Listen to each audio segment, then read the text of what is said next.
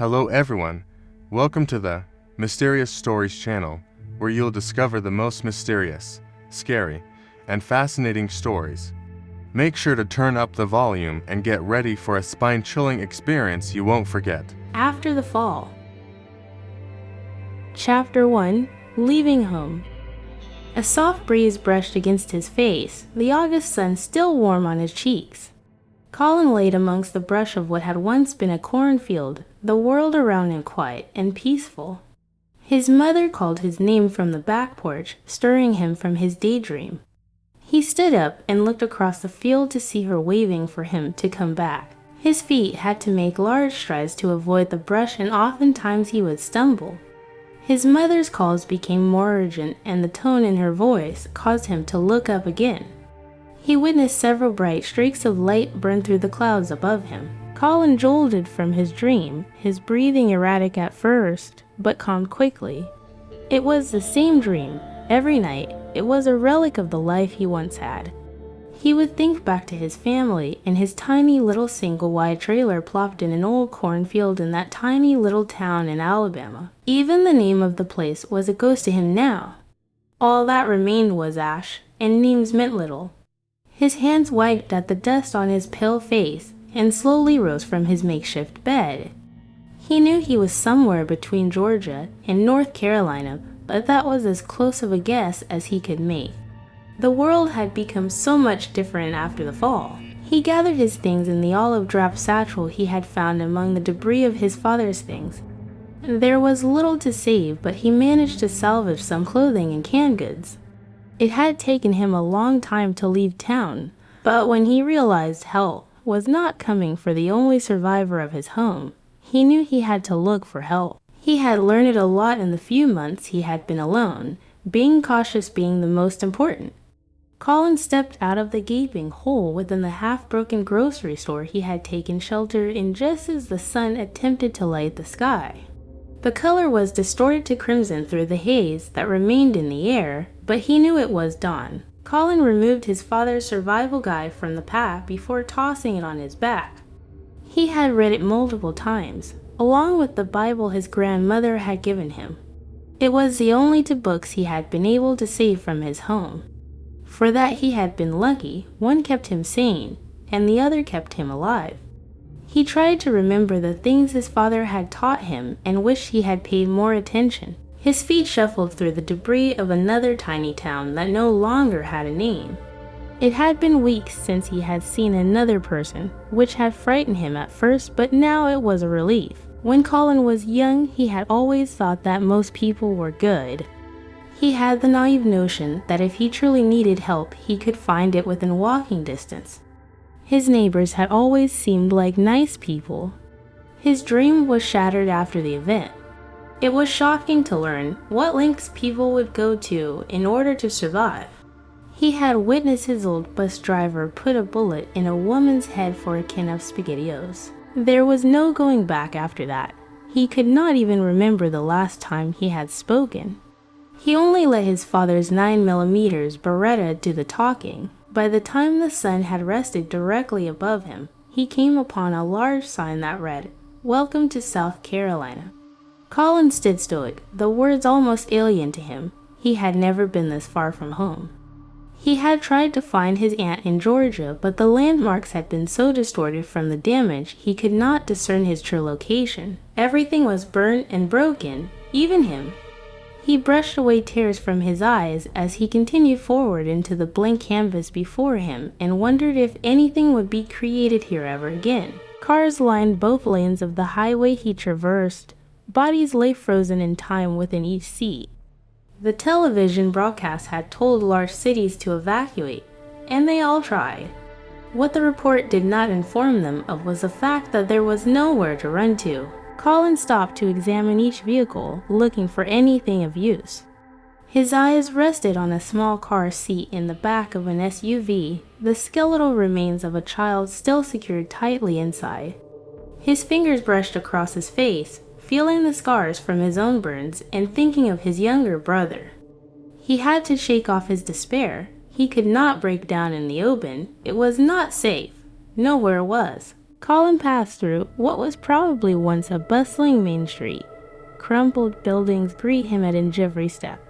The sun was falling, and he knew he would need shelter. The night had brought its own pitfalls. The more troublesome members of society had taken over the dark. Most of them had learned that people moved at night to avoid detection and had started hunting in the twilight hours. He made sure to not be their prey, finding shelter in an abandoned gas station. He had always hated the dark, but this was something different. Now that the moon no longer guided the night, it was like being plunged into oblivion. His body curled up behind a crumpled countertop, resting his head upon his satchel. Clouds rolled in the distance, tinted purple by the ash of the sky. He could smell the tainted moisture that filtered the air. There was a storm on the horizon, which meant there would be less movement in the night. The raging of Mother Nature used to frighten him as a child, but it was a shield in times like these. Colin knew he would be able to sleep soundly for the first time in over 2 weeks, and his lips curled slightly into a smile as lightning split the sky. His eyes fluttered in the darkness, and he was lulled to sleep by the rhythm of thunder. His younger brother Danny pounced on him, reminding him that Saturday morning cartoons were on. Colin rubbed the sleep from his eyes and made his way to the living room. With a click of the remote, he appeased his brother and yawned as he walked to the kitchen. He would make them both a bowl of Lucky Charms and sit quietly until his parents woke up. They sat and giggled with each other at the antics on screen until their fun was disrupted by an emergency broadcast. Tornado sirens wailed in the distance, but Colin saw no clouds out the window across from them. The sound had startled his mother, and soon both of his parents stood beside them, eyes fixed on the screen. It had been their first warning of what was to come. Colin was startled by the sound of rustling within the gas station. He pulled the pistol from his coat and eased around the counter. The sun had not come up yet, and he could barely see. His pale blue eyes were even worse for seeing in this darkness, but his ears had become sharp. The sound of cans and bottles being rummaged through were like a beacon he honed in on. When he was sure he knew where the intruder was located, he lifted to aim. The sound of the safety releasing caused the figure to pause, dropping their loot. They did not move, and Colin froze as well, not knowing if they had a weapon or not. His body shook as he slowly applied pressure to the trigger. "Please, if you have a gun, don't shoot," the voice of a child called out. "I am just looking for food, not trying to start any trouble." Colin's voice replied, raspy from lack of use. "Anyone with you?" "No, sir," the child whimpered. "Then take what you need and leave. That's your last warning," he barked. Tiny feet shuffled in the dark, grabbing at things Colin could not see. He followed the sound until it exited the store. He listened intently as the steps drew further away from him, and even after they were gone, he could not go back to sleep.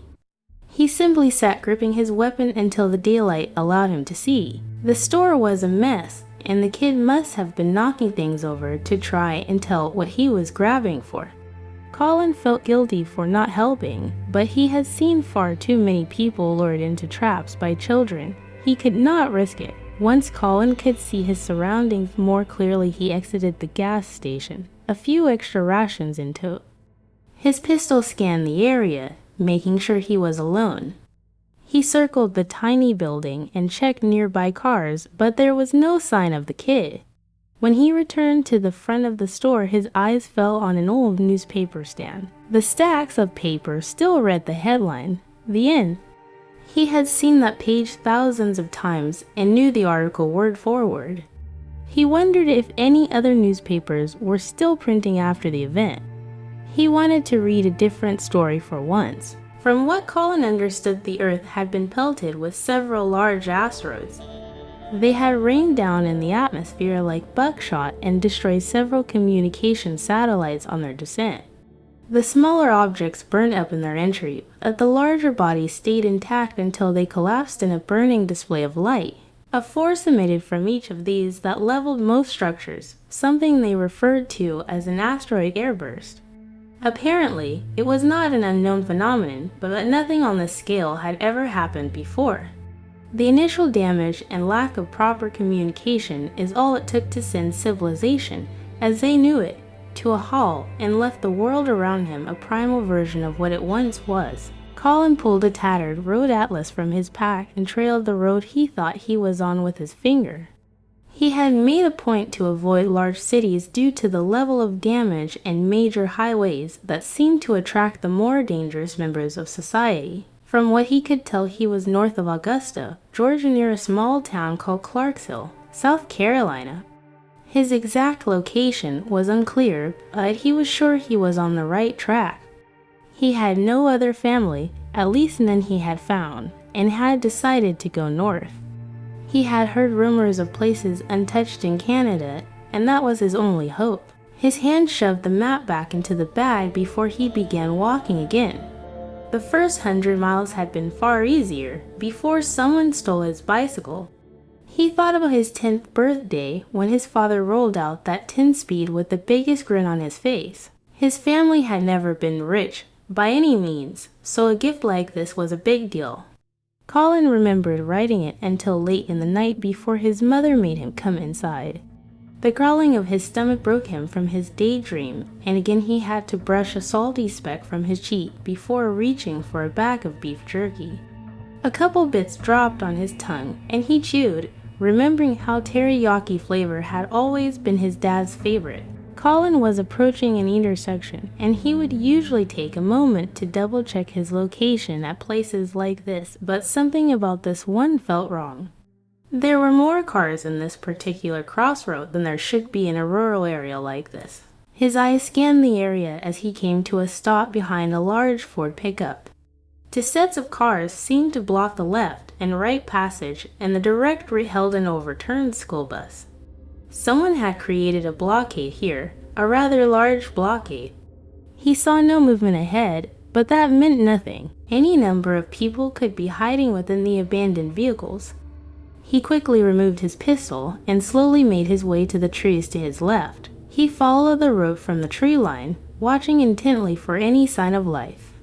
Colin's steps were deliberate, making sure to step heel to toe in order to create as little noise as possible.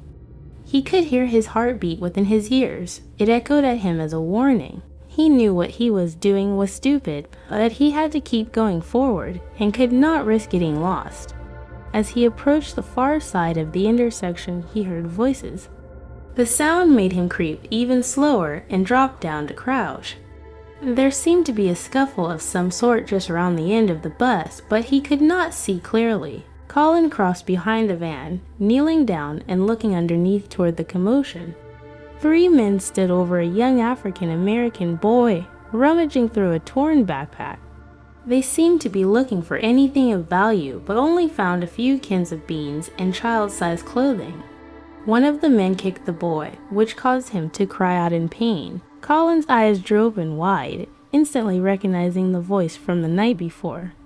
He had always hated bullies, and his first instinct was to run for the boy, and he almost started sprinting, but one of the men turned to reveal a 20-gauge shotgun within his hands. The more he watched, he realized they all had weapons. Each had a pistol holstered at their hip, and the other two held hunting rifles, complete with scope. This made Colin realize that the only reason he had been able to approach was that they were too preoccupied with the boy. He argued with himself internally on what to do, watching as they spat and kicked the child repeatedly.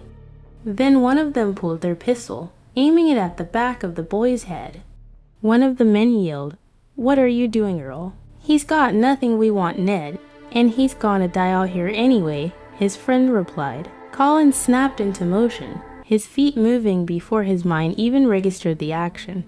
Within seconds he had rounded the bus, dropped the safety, and emptied half of a clip into the 3 men. The shock forced the leader of the group to release a shot into the air, but the other dropped before they could fire. The boy lay on the asphalt, covering his ears from the sound and crying. Colin's heart felt like it was about to beat out of his chest before the reality of what he had done came crashing down on him. His hands hung limply by his sides as he fell to his knees. He had never actually had to kill anyone, and it was hard for him to process. He sat, staring down at his hands and feeling like a monster. Soon his face was soaked by his inability to hold back his despair. The boy slowly crawled over to Colin, placing a hand on top of his knee. Colin jumped, not used to being touched, almost falling back. "Thanks, mister," the young man said through sobs as he slowly got to his feet. It took a good 15 minutes for Colin to compose himself and get up from the road. He shuffled around the men as the boy searched each one for anything useful. They all looked like the kind of men that would have been buddies with his father. The idea that the world had become so horrible in just a few months was torture, and he had hoped he would not have had to become one of its monsters. Colin grabbed one of the rifles, an extra pistol, and as much ammo as he could carry. He only took one can of food and a bottle of water. He left the rest for the kid and began walking north again. The boy followed a few feet behind, and Colin simply ignored him for about a mile. They both walked in silence until his new companion decided to speak. He repeated how thankful he was for help and came closer to Colin.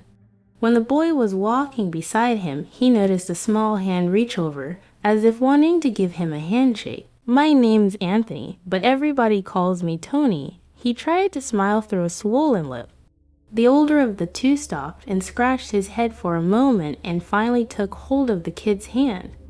He shook it gently, not sure how hurt Tony was. "I'm Colin," he sighed. "So are you gonna just keep following me now?" "No, a matter of fact, I was headed this way anyway," he smirked. "You might say you are following me."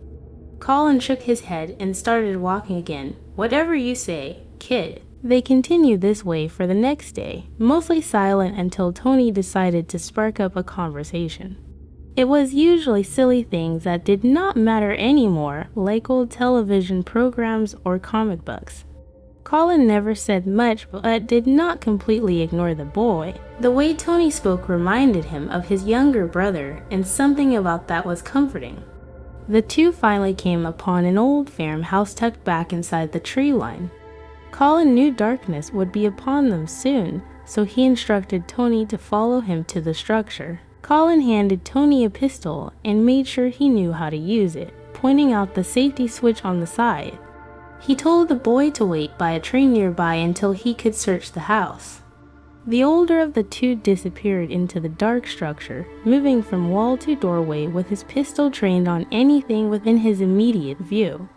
He remembered the basics of breach and clear tactics, not just from his father, but from so many years playing first-person shooter games. He hoped it was enough to keep himself safe. When each room was found empty, he returned to the front door and whistled for Tony to come inside. They made themselves at home within the living room. They were lucky enough to find a small kerosene lamp to fight back the night. Tony attempted to entertain Colin with horrible knock-knock jokes as they passed a can of frankenbeans across the small wooden coffee table.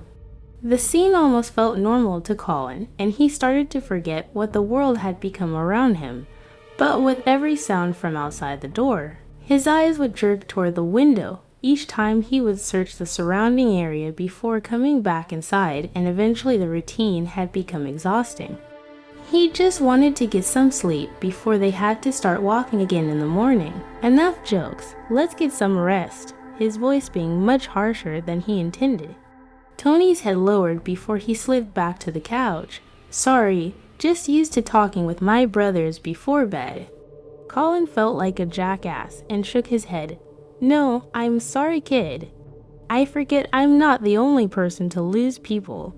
I should remember that," he said before taking a seat across from his companion. "And I don't understand why you keep calling me a kid." Tony barked. "You don't look much older than me." Tony was right. Colin was only 16 when the event occurred. He sat quietly for a moment, thinking about this. He had felt so old lately. He did not want to admit he had no real idea what he was doing, but he was afraid to stop. There had to be something better than what he had come to know, and he had to find it. Tony turned and noticed the fear in Colin's eyes, which made him uneasy. The boy spoke to break the tension. "So, how old are you anyway?" How old are you? Colin said as he snapped back to reality.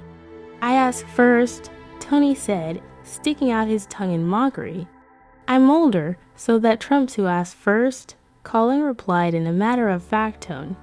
Fine, the boy huffed, I'm 10. Well, what month is it? Colin pondered for a moment. Should be November. Then I'm 11 this month, Tony beamed. What day is your birthday? Colin asked. The 29th, Tony replied. Same day as mine. Colin laughed slightly under his breath, which was the first time he had done that since before the fall. They both joked about sharing a birthday party and baking a cake. Of course, Colin knew this was all fantasy and probably would never happen. He knew that either of them could be dead at any moment, but he did not want to crush the boy's dream. I will be 17 this month. He finally answered the boy's question. Chapter 2. Painful Memories. Colin dreamed of January. His family huddled around the tiny kitchen table as his younger brother sat in front of a large chocolate cake adorned with 12 lit candles. They sang happy birthday, and their mother told Danny to make a wish. The young man's eyes glowed with excitement before taking in a deep breath and extinguishing all of them, but one. The remaining candle made Danny frown, but Colin leaned over and put it out with a huff. I didn't see it still lit. You got 'em all, he said with a chuckle. He was startled from his dream by the sound of an engine roaring to life. He shot up from the couch to notice Tony was no longer inside. He grabbed his pistol and rushed outside as a rusty old Chevy truck plowed through the field in front of him. Tony sat bouncing in the driver's seat with a grin from ear to ear. Colin bolted from the front steps, bounding across the field. He yelled for the boy to stop, but his calls could not be heard over the truck. He finally came across the path and waved for Tony to stop. Tony's eyes shot open wide as he slammed on the brakes. The truck came to a stop, kicking up dust, just a foot from Colin. He rushed to the driver's side, turned off the engine, and yanked Tony out before screaming, What in the hell do you think you are doing? Tony's eyes welled up, just wanted to have a little fun. At this rate, I'm never going to get to drive a car, and I don't know why you don't. Would be a lot better than walking everywhere. Colin's voice was still booming. Listen, I didn't get to practice enough before all this shit happened. Okay. Plus, don't you think all that racket is bound to draw some attention? His words were stopped in his throat by the sound of another truck. Colin had been right, and someone now knew where they were. He quickly jerked Tony up and began running for the house. Within moments, the door shut behind them, and they tossed their things into their bags. Colin peered out the window to see a huge four-wheel drive stop outside the farmhouse, to men inside and to more standing in the bed of it holding rifles. They all climbed down and began calling for the two to come out. They had already been spotted, and now they were trapped inside. Colin whispered for the boy to follow him upstairs. They crept slowly up the wood planks and made their way to a bedroom that overlooked the men. Then Colin instructed Tony to go to the side window and open it. As the boy did this, Colin brought his rifle up to him. He peered down the scope and dropped the reticle at about neck level of one of the gunmen. Colin told Tony to let off a few rounds as soon as he took his shot. He squeezed the trigger slowly, remembering to exhale as he drew it all the way back. The crack of the rifle caused Tony to jump, his finger jamming down on the trigger of the pistol again and again. The first man fell to the ground, blood spurting from the side of his neck. The other men scattered at the repeated popping of the pistol. They attempted to seek cover behind their truck, but Colin was already trained in on the next one. The bull dropped the next round in place, and he fired, sending a round through the next one's chest. Another round chambered and fired within seconds, shattering the driver's knee as he tried to run.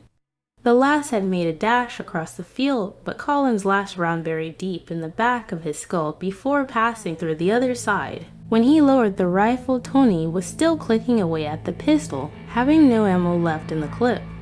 Colin took the pistol from Tony's hands, shoved it back in the holster he had stolen, and guided the boy down the stairs. They exited the front door to see that the driver was still trying to crawl for his truck. Tony was told to remain on the porch as Colin approached the injured man. He stood over him for a moment as the man rolled over to come face to face with Colin's rifle. A final shot rang out in the open field before the two gathered their belongings and started their trek back to the road in silence. An hour later, Tony attempted to apologize. "I'm sorry." Colin stopped walking, and without even looking back to the boy began yelling, "If you want to survive, you are going to have to listen to what I say and start acting less like a little kid. You keep running around and joking about this situation, you're going to be dead. Danny." Then he started walking again, leaving Tony speechless behind him. Tony kept his distance for the rest of the day. They did not even speak during meals or breaks. It was the longest day either of them could remember, and by the time they came to rest at a deserted diner, they were simply ready to call it a night. Colin closed his eyes, his pistol resting in his lap. Tony sat across from him, staring at the pistol for a few moments. He had never seen anyone act like Colin did, and questions bubbled up inside him. One question in particular, "You called me Danny," he almost whispered. Colin peeked out to the boy. "What? Back on the road today, you called me Danny. Who's Danny?" Tony finally asked. Colin shook his head for a moment. "Don't worry about it." Tony was afraid to push Colin anymore. He knew it would just make things worse. He shuffled against his backpack and tried to get comfortable as the sun disappeared over the horizon. Colin turned away from the boy as he felt the salty tears form at the corner of his eyes. The two of them lay in silence for hours before they could actually fall asleep. When both drifted off to a restless sleep, they dreamed of the same thing, and it wasn't birthday cake or present. Colin simply nudged the boy awake with his boot and tossed him his backpack. He had already been up a couple hours and had stocked up on what few things were still edible from the diner. They began walking again and found themselves passing through a tiny neighborhood. Each house looked similar, yet minor differences drew their attention. They both quietly admired the change of scenery. It had been all trees for quite some time.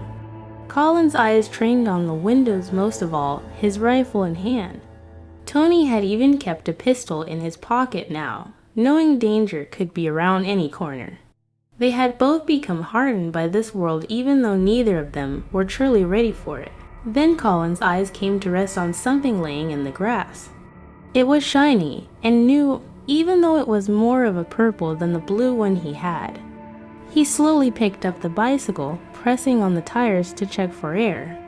They were firm, and he knew they could use it to move a little quicker. He waved Tony over and sat on the seat, then gestured for Tony to hop on the backpacks. The two of them began rolling down the hill, and the breeze on their face reminded them of a better time. Colin wanted to yell out with excitement, but he knew it would be a bad idea. When the hill tapered off, the bike came to a stop at a sign that read, 30 miles to Charlotte. Colin's fun had been dampened at the thought, and he simply pulled out his map. They would need to turn north to avoid the city, and he began plotting a path. Tony slipped off the bike and walked over in front of it, reaching up and pulling the paper down so that Colin could see him. "You feel like talking to me now," the boy said in an almost bashful tone. "Just didn't have anything to say," Colin replied before pulling his map back up. "You could start by telling me who Danny is," Tony quipped. Colin closed the atlas and shoved it back in his satchel with a sigh. He rubbed at his eyes and tried to think of the right words. He tried not to think about his little brother, but Tony was a constant reminder of his mistakes. He wanted to tell Tony the truth and just get it out. It was the first time he even had someone to talk to in months. Colin was simply afraid that Tony might leave and never come back. "He was my little brother, about your age actually." He finally let it slip. "Was." Tony's face wrinkled in confusion for a moment, but soon realized his mistake. "I'm sorry. What happened?" "He died," Colin replied before looking at the ground where his foot kicked at the asphalt. "Before or after?" the boy quickly responded. "After" was all Colin could say. Tony wanted to ask why. He wanted to hug his new friend and tell him it would be okay. Something in him told him that it wasn't the right time, and he knew it was getting late. So, he simply climbed back on the bike and tapped Colin on the shoulder before pointing forward. The bike whipped to the left, putting them on a more northern route. The pedals whirred as they left the tiny neighborhood and their small moment of happiness behind. They disappeared over a hill clouded in the ashy smoke that brought them back to the world they truly lived in.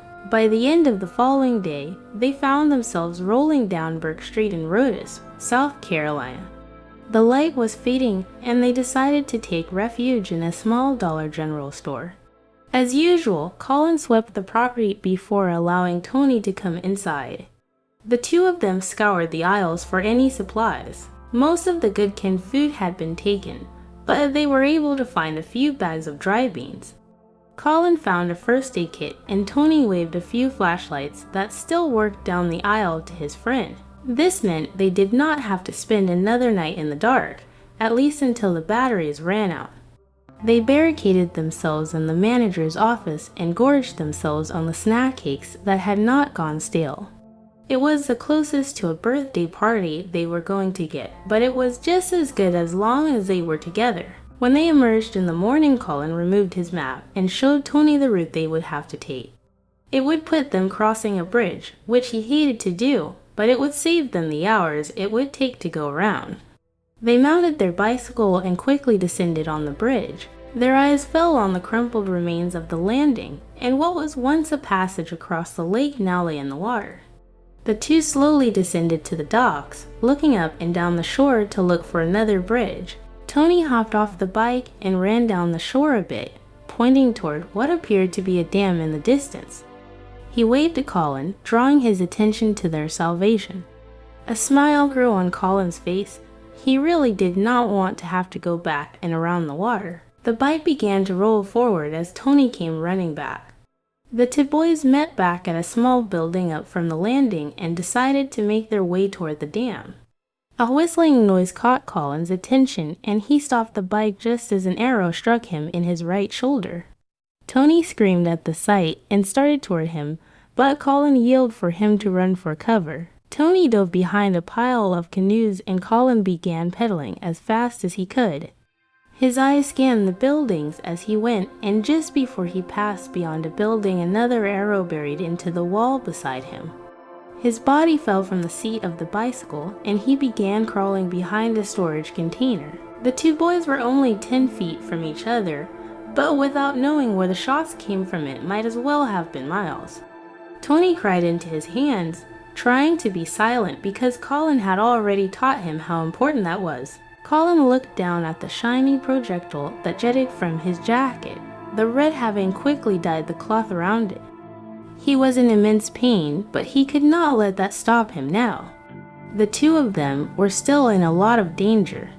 Colin tried to peer over the crate, but the roof over him blocked most of his view. He knew the shot must have come from an elevated position, but he could not see any open windows or rooftops.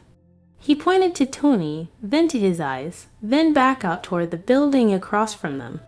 It took the boy a minute to understand, but then he shuffled to the other side of the canoes.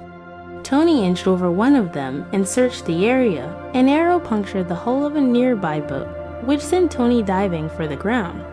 He tried to whisper something, but Colin could not make it out.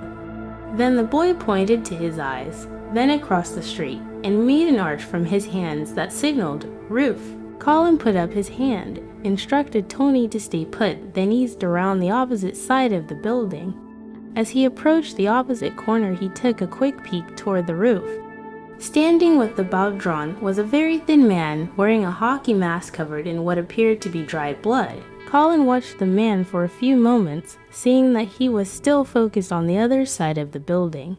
He moved closer. Coming to a small car, he attempted to aim the rifle, but pain pulsed through him when he lifted it. He hoisted the barrel over the trunk of the car with his left arm and tried to steady it as best as he could. His breathing had become erratic, causing the reticle on the scope to jump violently. Colin tried to calm himself. He knew he would only get one shot. The crosshair swayed from the man's head down to his left arm, which happened to be the one holding the compound bow. His breathing slowed. and when his aim was as steady as he could make it, his finger pulled the trigger. The shot grazed the man's left arm, pieces of his jacket scattering to the wind. He turned and fired an arrow that stuck into the hood of the car in front of Colin. The young man ducked for cover as another arrow was let loose. From the corner of the building, he saw Tony, tears streaming down his face. He had used the shot as a distraction to come help, but Colin was not sure what to do. They both made their way back around the building and moved back further away from their attacker. The building was small and would not hide them for long. The man had them at a disadvantage, and Colin knew this. Plus, he now stood between them and the dam. They would have to eliminate the man, but he was not sure how. As they rounded a side street and attempted to come around to their attacker's left, Colin knelt beside a tree and told Tony to take the rifle. He hesitated, but Colin simply shoved it in the boy's hands. Tony shook his head and tried to hand it back, but Colin resisted. "No, I can't lift it. And if we don't stop this guy, we are dead," he gasped through his pain. "You have to take the shot. Kid." Tony cried. He had never had to kill anyone and did not want to. Colin could see it in the boy's eyes, and he did not want to have to make this choice. There really was no choice though, and he began to tell him what to do. He pointed at the bolt, drawing it back and placing a new round in the chamber. He dropped the bolt close and told him to bring it up to his shoulder. Colin pushed the stock into Tony's shoulder hard. "You got to have a good grip on this one. It has more kick than the pistol. You're going to want to look through that lens right there, and where the two lines meet is what you are aiming for. You try to calm yourself, line up those crosshairs, then take a deep breath. You pull that trigger as you breathe out, slowly, and you will be fine." The words came rushing back to Colin, just the way they had from his father. Tony crouched and crawled around the tree. He could see the man still searching for them, but only the top half of his body was visible. He rose to his knees, trying to brace himself. Colin stood right behind him, reminding him to try to stay calm. The man turned to look in their direction and came close to that side of the roof. Tony began shaking at his feet, and it traveled through his whole body. Colin rested a hand on his shoulder and promised it would be all right.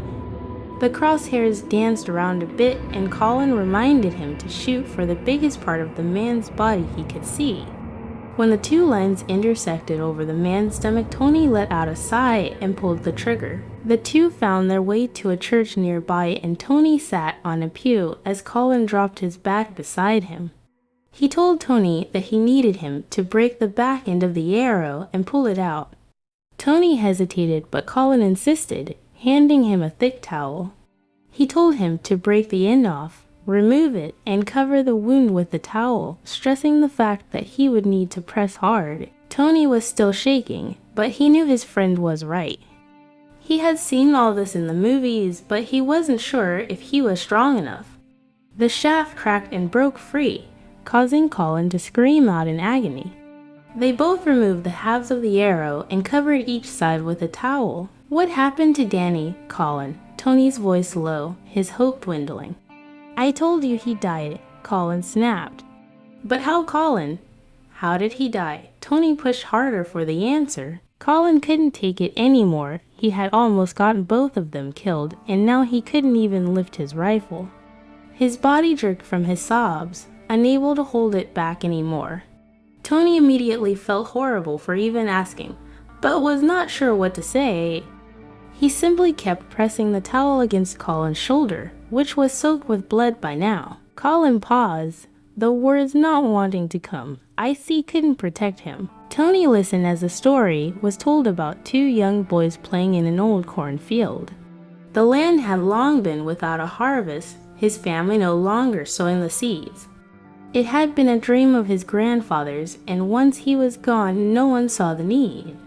His parents placed a little mobile home on the land to keep his grandmother company.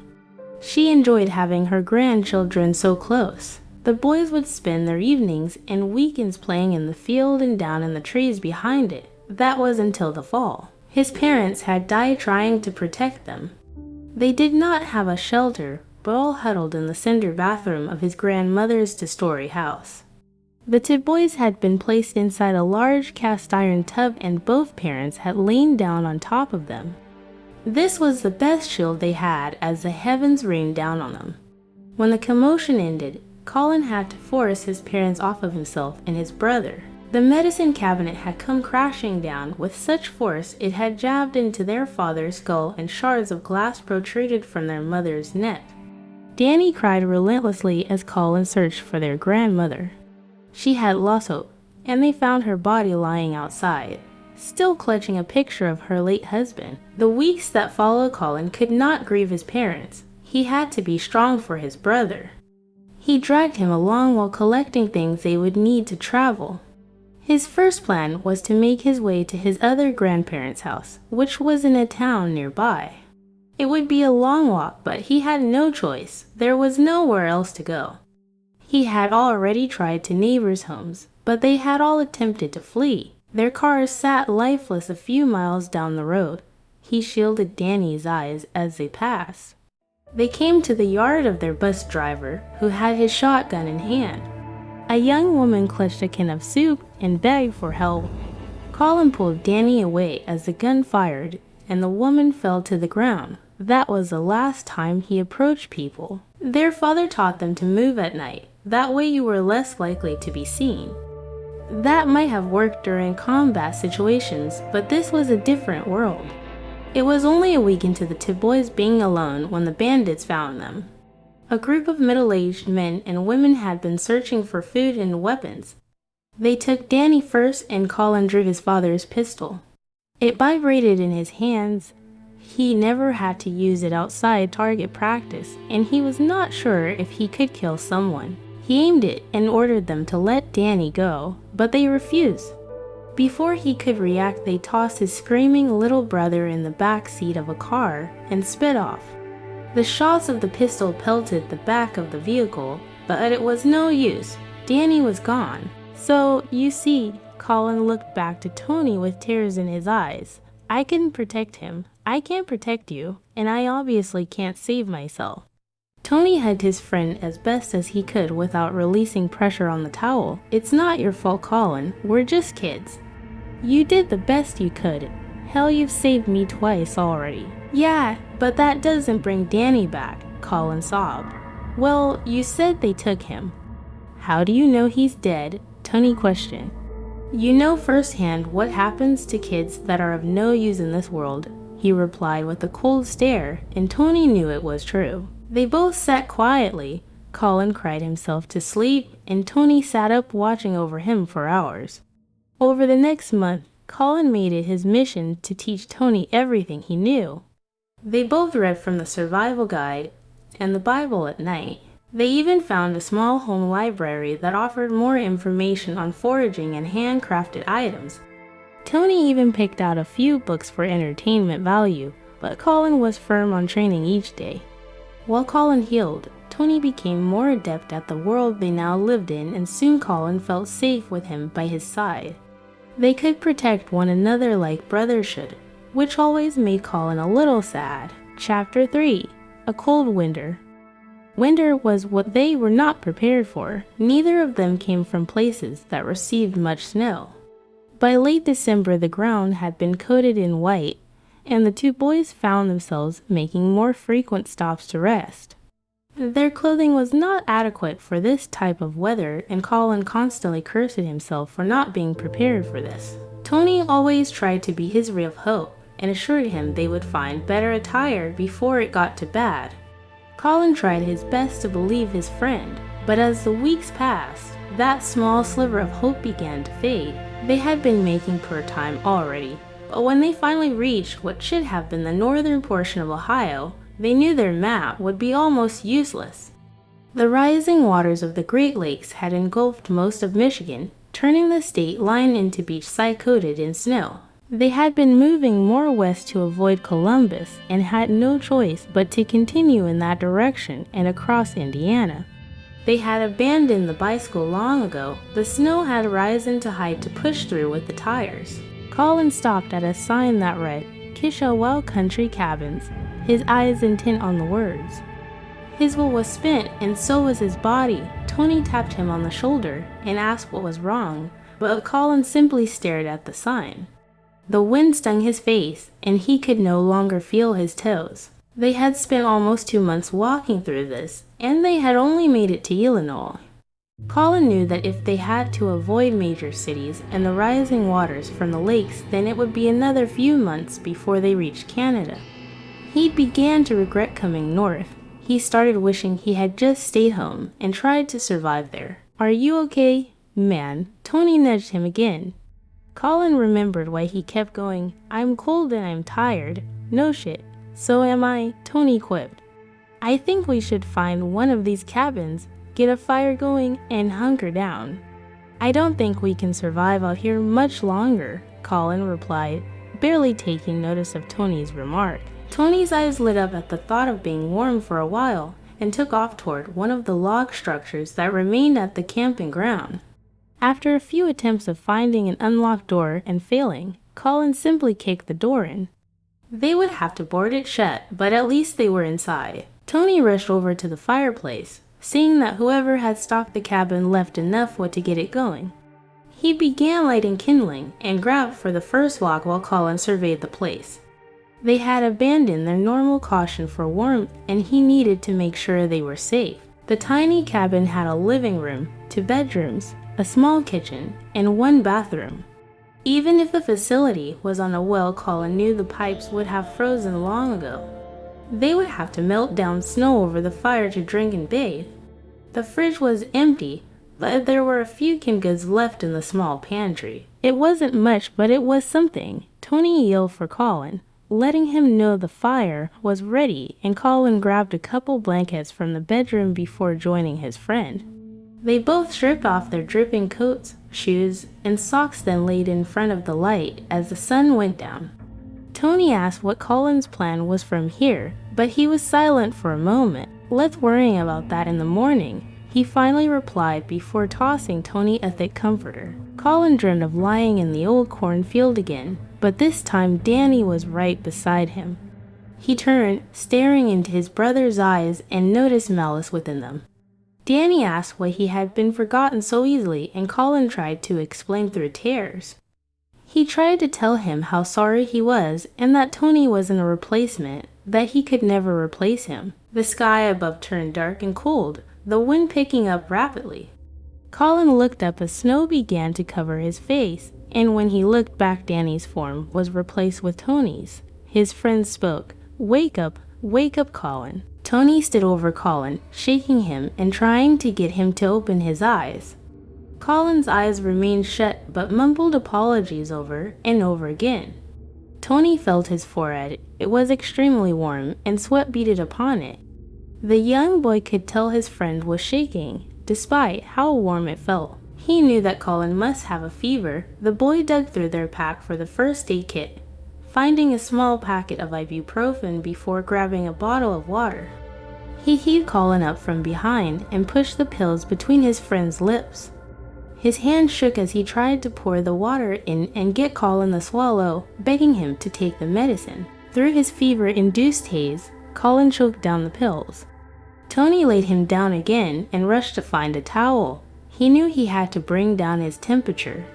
For the next few days, Tony medicated his friend, tried to keep him comfortable, and gave as much water as Colin could swallow. They did not have any antibiotics, and Tony could only hope Colin was strong enough to fight off whatever infection afflicted him. The boy was scared, but his friend had prepared him to survive.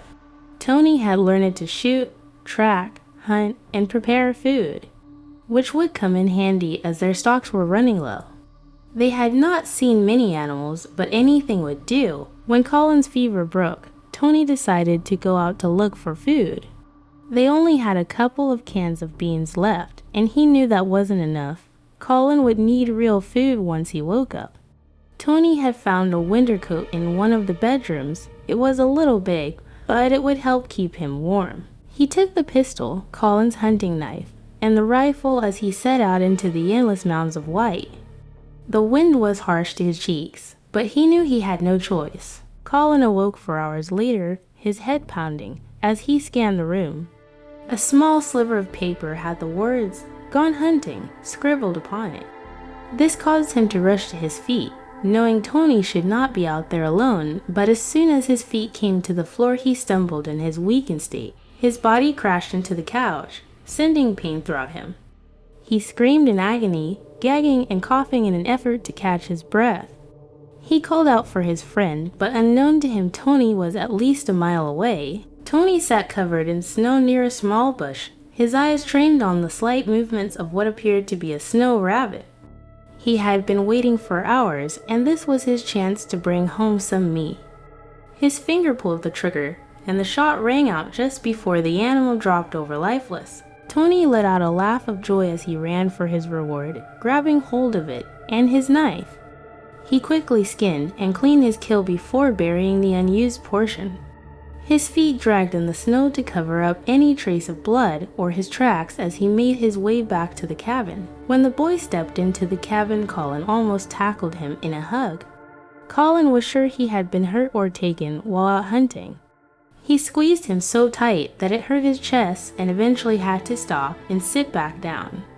A coughing fit erupted from Colin's chest as Tony set down the rabbit. He ran for the first aid kit, looking for something that would help with the cough, but there was nothing. He returned and asked what he could do to help. "You came back. That's enough." Colin attempted to smile. "So you got yourself a rabbit?" Tony grinned. "I got us a rabbit." Tony had learned a little about cooking from his mom before the world turned to crap. Not necessarily rabbit, but he figured it could not be much different. He diced the meat and scrounged at the cabinets for any kind of seasoning. There was a bit of salt, pepper, and maybe a sprinkle or two of oregano. It wouldn't be much, but it would add a little flavor to the pot. It boiled over the fire as the Tony detailed his hunting trip. Colin smiled as he listened to every detail. He was glad his friend was safe. They shared the meat and broth, the warmth of it easing Colin's throat. It was the first time they felt full in a couple of months.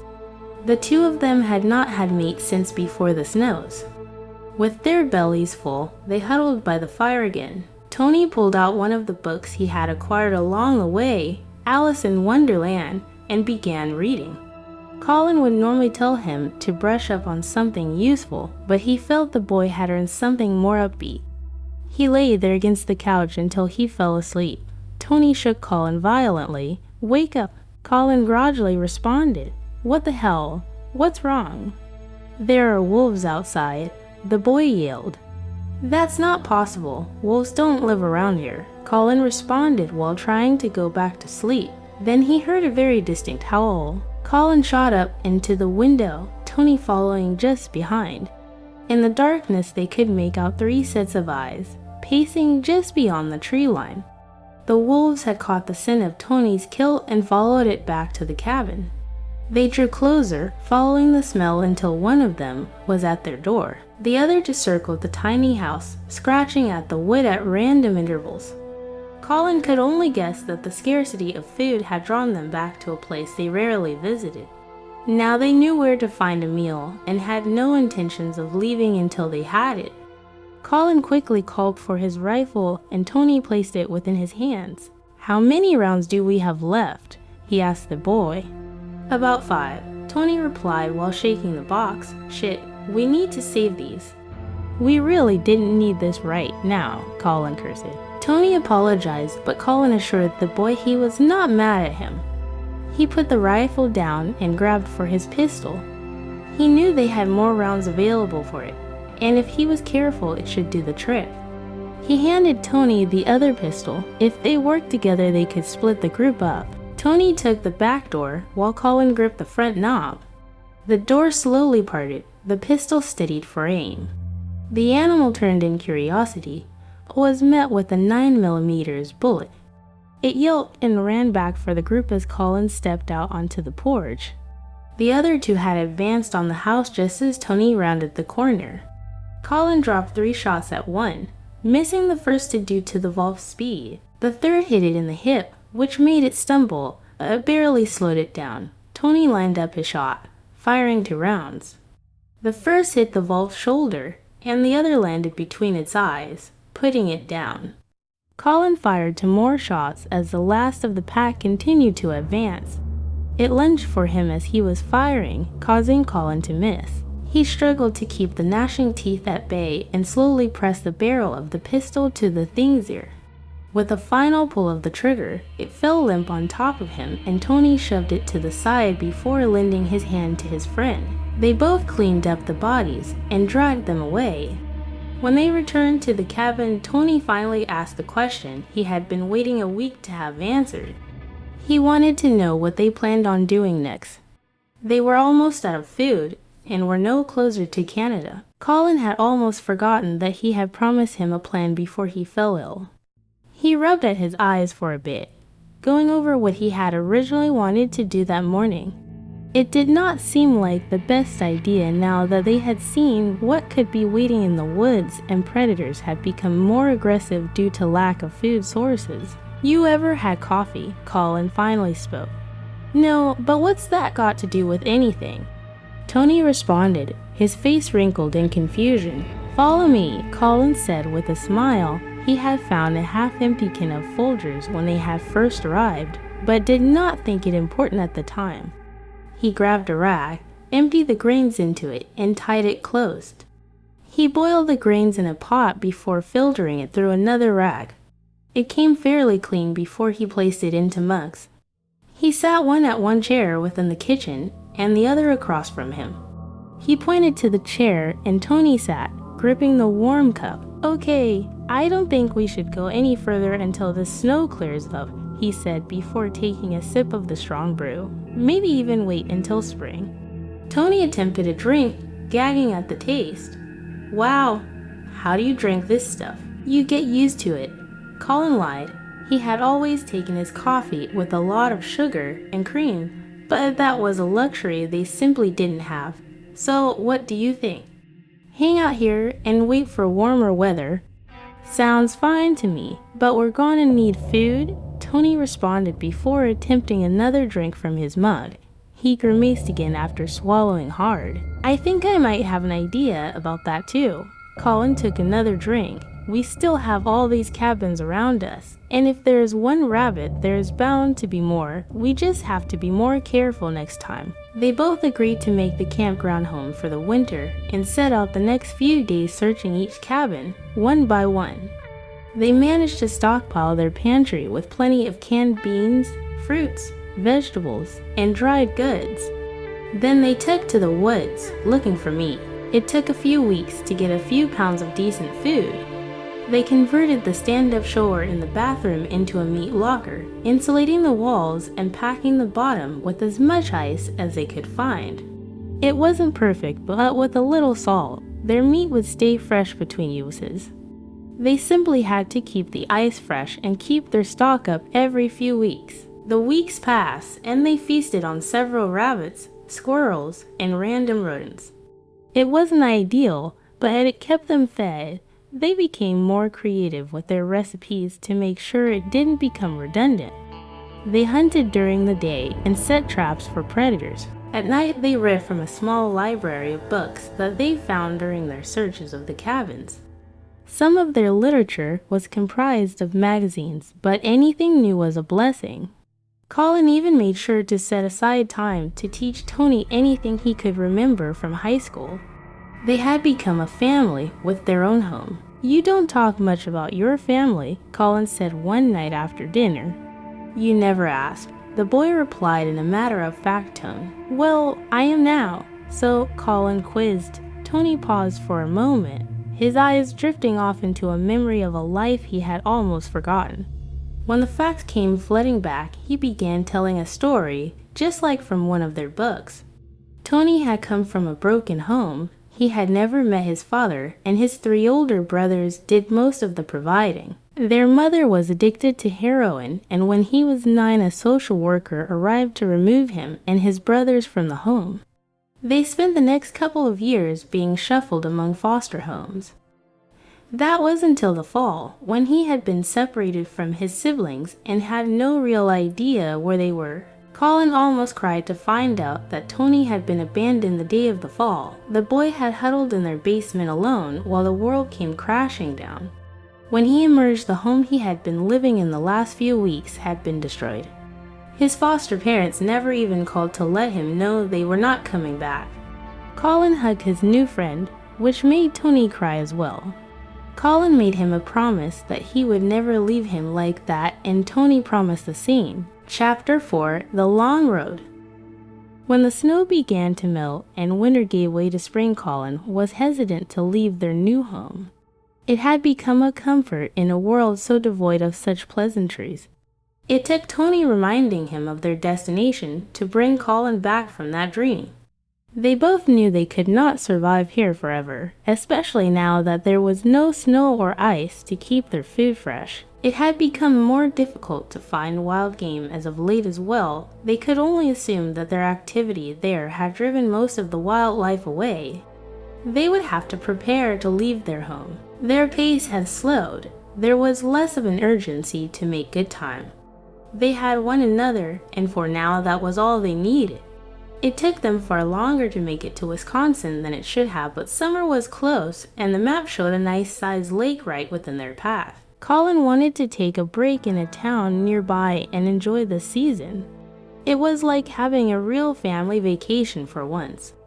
He had never traveled much as a child, and this seemed like the best time of any to have some fun, especially now that Tony was with him. They unloaded their belongings into a large home at the end of what should have been Lewis Street, West Salem, Wisconsin. The backyard had a view spanning across a lake that the map named Nesson. Colin stood at the edge of the dock as Tony ran to the end of it. There was a small boat still tied to a post, just floating within the water as if it had been forgotten as well. Tony came rushing back with fishing poles in hand. "Look, maybe we can catch some dinner," the boy yelled with excitement. "Maybe," Colin said with a smile. "You know how to fish." "Not really. My brothers took me once, but it was a long time ago." Tony seemed sad at the thought. "But you can show me, right?" Colin nodded and grabbed a pole before following Tony to the dock. They stood at the end casting lines. They tried to bait with the franks out of a can of franken beans, but did not have any luck. The two of them stayed out there for hours chatting about the last few weeks, and where they were headed. When the sun went down, they made their way back to the house, hoping to find better bait tucked away somewhere. "If nothing else, we can dig for worms," Colin said as they stepped in the back door. "Can we go back out tonight?" Tony jumped with enthusiasm. "Let's start early in the morning. I'm pretty hungry, and we could both use a rest," Colin responded. Tony looked disappointed, but he understood and began unpacking some cans to make dinner. Colin started looking over the house, checking for blankets and maybe fresh clothes. As Colin entered the living room, Tony was standing over their bags, holding the Bible Colin's grandmother had given him. Tucked between the pages was a small photograph of a family. Colin dropped blankets and a couple sets of clothes on the couch before coming over and pointing down at the picture. "That's my dad, Mom," he pointed at the faces on the page, "and me and my brother, Danny." "You guys looked happy," Tony replied. "We were," Colin said, taking the picture into his hands. He stared at the yellowed image. It was from long ago. They all were dressed in their Sunday morning attire. Colin with his button-down shirt and red sweater vest, his younger brother looking almost like a sailor, and his parents holding them close with big smiles playing on their face. Colin remembered the day and how much he didn't want to take the picture, but he would give anything for one more day like that. He brushed a tear from his eye before placing it back between the pages. Tony could tell that something was wrong and handed Colin his bowl of beans. He knew that bringing up the past would ruin the day they had already had. They simply ate their dinner and made themselves comfortable in the living room. Tony dreamed of freshly caught fish, but Colin faded back to that open field and the autumn sun and his mother's voice. He remembered the streaks of light falling from the sky. His vision changed to the moment his parents covered him in the tub and the impact of the falling debris. He witnessed his parents' death all over again before Tony shook him awake. "It's time to catch some fish," Tony screamed with excitement. Okay," Colin said as he found his way to his shoes. The two of them found their way to the dock and Tony dug in the mud for some worms. They cast their lines under the dim light of what should be daylight. Colin looked up at the haze that rested in the sky. It wasn't quite the summer he was used to, but it would do. They stood there for hours, Tony keeping the conversation going as always. Soon the boy was silenced by a tug on his line. "I got one," he yelled. ... Colin dropped his pole, stepping over to help his friend. They both tugged on the rod and reeled in the largest space either of them had ever seen. It flopped about on the line as Tony held it up high in celebration. Colin only wished he had a camera to capture the moment. They both laughed at the sight and were glad they would have a decent meal. Colin instructed Tony how to descale a fish and prepare it to be cooked. They were lucky the house they had taken residence in had a fire pit. Their seafood dinner roasted nicely over it as they shared more stories. "I caught my first fish when I was 5, Colin said with a laugh. "I was too afraid to touch it when it flopped onto the bank." "Did you eat it?" Tony asked. "No, my family wasn't big into seafood, but it was more about spending time with my dad," Colin responded. Tony paused for a moment, looking at the fire. "You talk like you and your dad didn't get along too well." Colin turned the fish on the pike they had created to evenly cook the meat. "Well, he was good at teaching me things, but he wasn't so good at showing how he felt. I don't think I ever remember him hugging me or telling me he loved me. That sucks," Tony replied. "Yeah, I always told myself if I had kids I would always tell them I loved them. I don't think a kid should have to go his whole life not hearing that," Colin said, his eyes still focused on the fire. "Yeah, I know what you mean," Tony said, almost in a sigh. Colin knew the tone in Tony's voice. They had both come from places without love. It constantly amazed him how lucky he was to meet Tony in a world like this. It was easy to forget the smog that filled the air and the ash that occasionally littered the ground. Everything seemed easier with Tony around, and secretly he prayed for God to protect the boy, even though he was not sure there was a God watching over them anymore. The two went to bed, bellies full of their fresh catch and canned vegetables, but Colin sat up thinking of his family while Tony slept. He thought about what Tony had said about Danny possibly being alive. His young friend had been right about so many things and wondered if his little brother might still be out there somewhere. He wondered what he might say to him if he ever saw him again. He found a pen within a desk drawer and began writing in the blank pages at the end of his Bible. When Tony woke up, he watched Colin tuck his Bible back into his pack and asked what he was doing. He brushed it off and acted as if he was checking his supplies. Colin suggested they go down to the water and take a swim, but Tony became hesitant. When Colin noticed how apprehensive his friend became, it caused him to question it. That is when he found out that Tony could not swim. The day was spent tossing the boy into the water and drawing him out until he learned his way in the water. "Thanks for teaching me to swim," Tony gasped as he pulled himself from the lake. "No problem. Sorry it was so rough. It's the only way I ever learned it." Colin laughed slightly. Tony brushed the water from his face. "No, it's fine.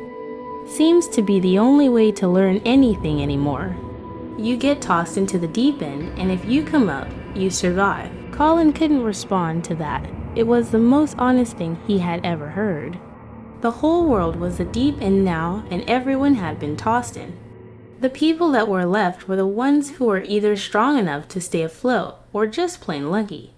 Colin wondered which of the two he was and looked at Tony, questioning the same thing. "Listen," Colin said in a somber tone, "if something happens to me, remember everything I have ever taught you and survive.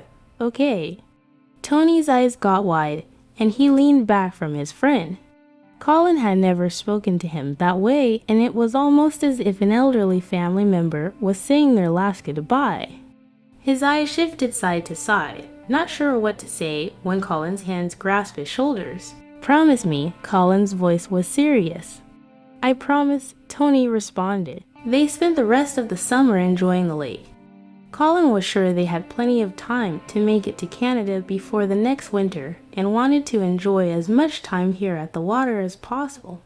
By the time they decided to leave, Tony was an expert fisherman and swimmer. They had even taken the rowboat out a few times to learn the water. It had been an amazing summer, better than any memory Colin could remember from his childhood. He only wished he could have shared it with Danny. Chapter 5: Autumn Leaves. By August they had reached North Dakota, which meant the border was not far away. The open fields that once held wheat went on 4 miles, with the occasional town specked between them. Tony would make games of tag last for hours, the two of them chasing each other across old farmland.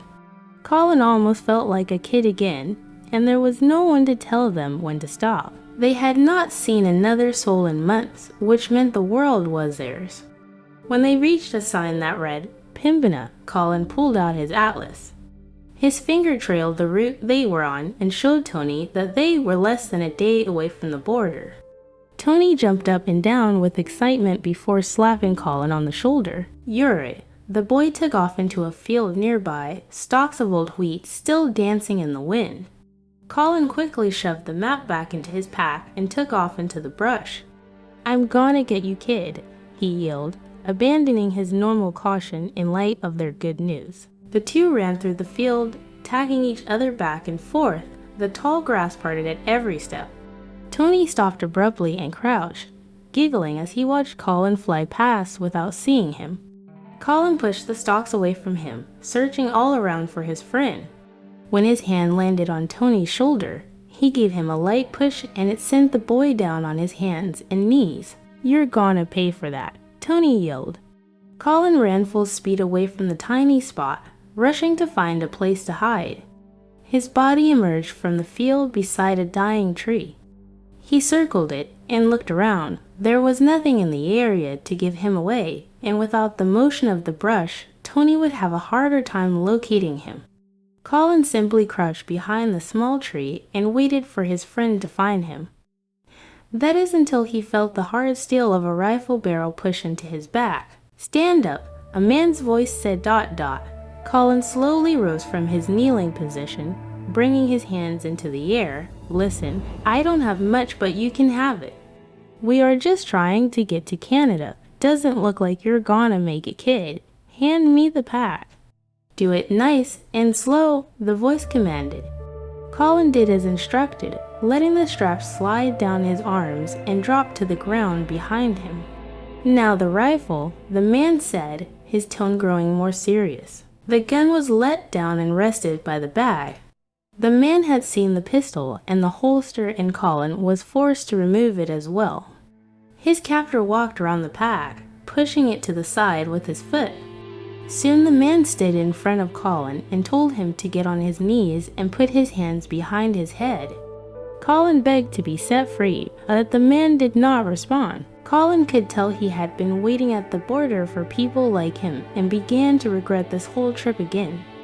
He felt so stupid for not being more cautious in the field, and the thought reminded him that Tony was still out there somewhere with no knowledge of what waited for him. The man prepared to fire, but just as his finger came to rest on the trigger, Tony burst from the field screaming, "I gotcha!" Within an instant, the man's barrel began to turn toward the younger of the two, and without thinking Colin grabbed for it and screamed, "Nitrogen monoxide."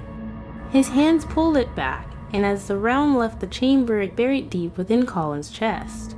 Just as quickly, Tony pulled his pistol from his belt and fired a shot into the man's head. Both Colin and their attacker fell to the ground almost simultaneously. Tony shoved his pistol back into his waistband and rushed to his friend. He placed both hands on the wound that blood now gushed from. He tried desperately to stop the pouring liquid, but it was no use. Colin gasped for air as his lungs filled with the same blood. Soon the red sprayed from his lips as he struggled to speak. "No, don't talk. I'm gonna take care of you, like last time." "You're gonna be okay," Tony said through the tears that soaked his face. Colin simply shook his head and tried to smile. "It's okay, Tony." "Shut up," Tony cried. He removed his jacket and tried to apply more pressure to Colin's chest, but it was no use. The wound was too severe, and Colin knew this. "Remember, you promised," Colin said weakly through gurgling gasps for air. "No," Tony screamed. "You promise." Colin struggled again. "I know I promise. I will survive," Tony finally agreed. Colin's vision began to blur, but his mouth opened again. "I love you, Tony." "I love you" to Colin. Tony's tears flowed like a faucet now as he tried to hug his friend one last time. Colin's eyes closed slowly, his mind fading back to a field that used to grow corn. He lay in the sunlight again with his brother Danny beside him. In the distance, he could hear his mother calling them back home. He got up slowly and smiled at her while waving. He took his brother's hand and started back to their little trailer, and when he turned his eyes to the sky, he saw the light coming down again. This time, when it came, he left with it and his family. Tony took the time to bury Colin's body next to the tree. With the hunting knife, he carved Colin's name into the bark and the best date he could remember. He wanted to make sure his friend was never forgotten because he knew that he would never forget Colin. He had been not only a brother, but the closest thing he had ever had to a real father figure. Tony gathered their things and started toward the Canadian border. He wasn't sure what he would find there, but he would keep his promise. He would go on, and he would survive, no matter what. Chapter 6: Apex Predators. The heavy steps of combat boots echoed down a long corridor as Tony was escorted by armed guards into a large concrete structure buried in the side of a mountain. His weapons had been confiscated upon his entrance into Canada. Tony had approached the border station, which appeared to be abandoned upon first inspection. He had only made it a few yards within the gate before a dozen rifles were trained on him. The guards had taken all of his possessions and forced him into a jeep. Tony had been blindfolded for what seemed like an hour before they allowed him to see the large entrance of the bunker. Tony could only wonder what their intentions were with him and found himself wishing Colin was still alive to protect him. The procession stopped at a large iron door. One of the men pounded his fist on the entrance, causing it to reverberate against the concrete walls around them. Within seconds, a metallic clamor was heard from the other side and the door opened. Another camouflaged man stood on the other side and directed Tony to enter. The boy was pointed to a small chair sat behind a large metal desk. Tony sat, his body almost shaking at the thought of what would come next. The door shut and was latched before the man sat across from Tony and opened a small folder that rested upon the desk. The man's pin clicked and the folder was tossed open to what appeared to be some sort of form. "Name," the man said. Tony jumped slightly, not expecting the voice. T. Tony." "Full name, please," the voice changing to annoyance. "Anthony James Williams," Tony replied. "Age?" he asked. 11, 12 in November, the boy said as he looked around the room. "What is this place?" "Your questions will be answered later, but first we need to get some from you," the man said as he finally looked up to Tony. "So, where are you from?" Tony sighed, and for a moment he was not sure if he should be so honest. Georgia." With every answer, the man scribbled on the form, and soon it was filled with most of Tony's personal information. The boy sat nervously tapping his foot on the floor below him, the steady buzz of the fluorescent lights above him, the only sound other than the questions.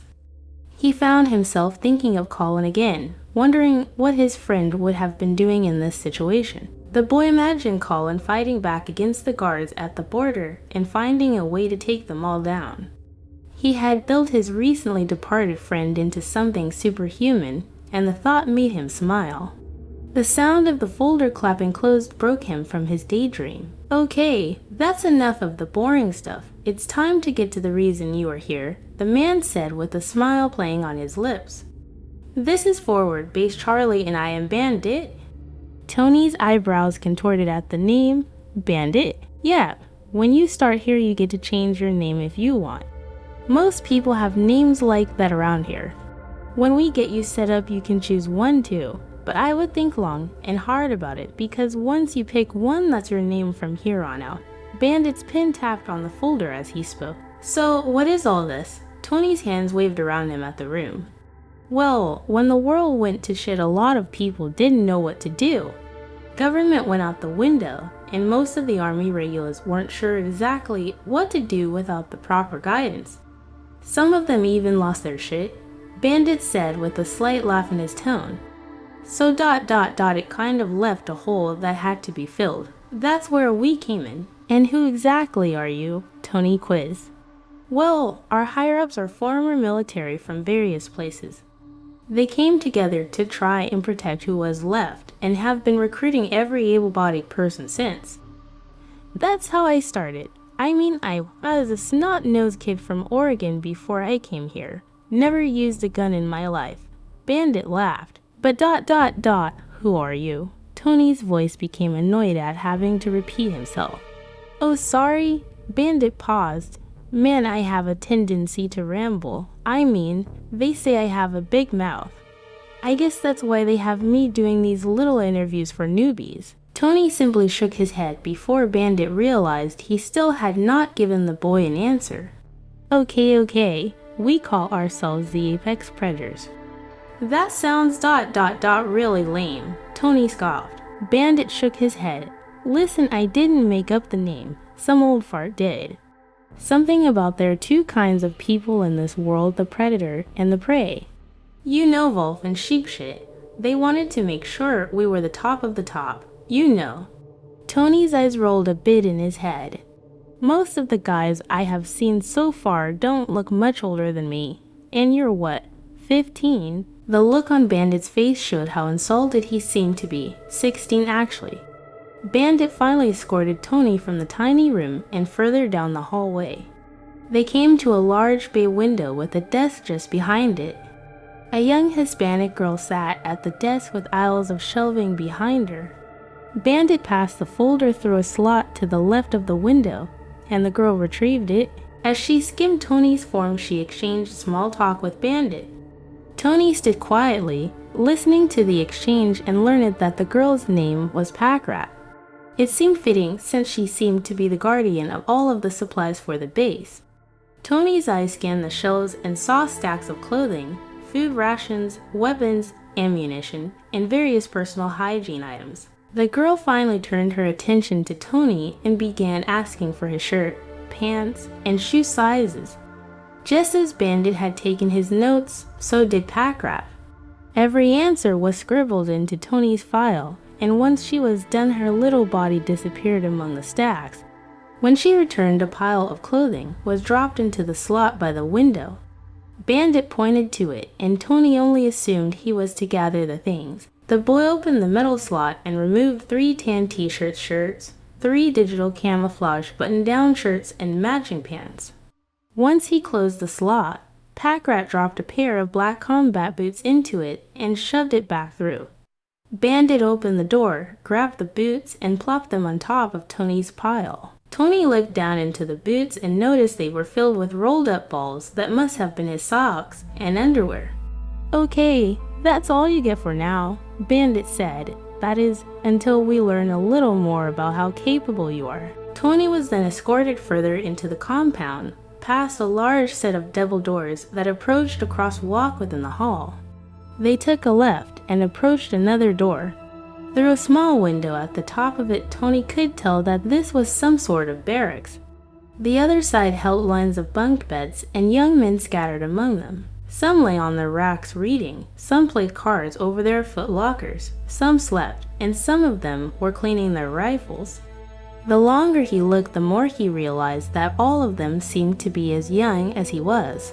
Bandit pulled open the door with one hand and waved Tony in with the other. After you, the boy entered slowly, his stack of clothes almost covering his face. His eyes shifted from the faces before him, the faces that now turned to see him enter.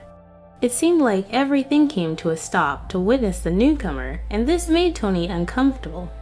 His feet shuffled under him as Bandit entered just behind. The group sat in silence for a moment before Bandit introduced Tony to them and instructed the room to show the newbie around before turning on his heels and exiting the room. No one moved at first, especially Tony. The world he had come to know recently had taught him to be cautious, and at the moment he felt like he was standing in front of a T-Rex, trying to be as still as possible so that he would not get attacked. Tony wanted to be invisible. He wanted to crawl into a hole away from the constant stare of every boy in the room.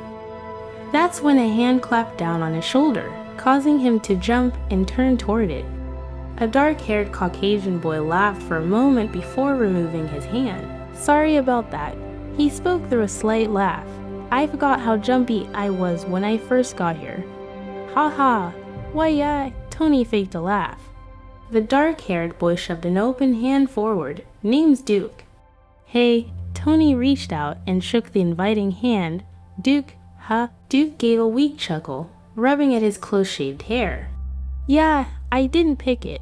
Some of the guys did. They said it's 'cause I sound like one of them Duke boys, you know, from that old show." Tony shook his head. "Never seen it." "Aw, guess you won't get the reference then. Anyway, let me show you around," Duke said as he started down the path between the rows of beds. As Duke passed by groups of people, he named off people. There was Skinny, who was, of course, a very skinny Middle Eastern boy. Then there was Tex, who was not from Texas, but somehow was roped with the name. He met a hot trick, Flex, Rabbit, Joker, Fox, Bug, Volf, and a Mac, which was short for Mack Truck because of his size. All of these names had corresponding meanings and applied to the personality that held them. Tony began to understand the reason for the name-choosing tradition. They all seemed visibly happy to be someone different from who they had once been. It was like starting over and prying themselves up from whatever hell they had come from. That was when Tony began thinking of what he would want his new name to be. That thought rushed through him as the tour continued, and he missed the next group of names. He did not snap out of it until they approached the bathroom. "Now this room has your showers and shitters," Duke said. "We have two bathroom rules. 1. If it's yellow, you let it mellow. If it's brown, flush it down. We have to conserve water." Tony laughed at the thought as Duke continued. 2.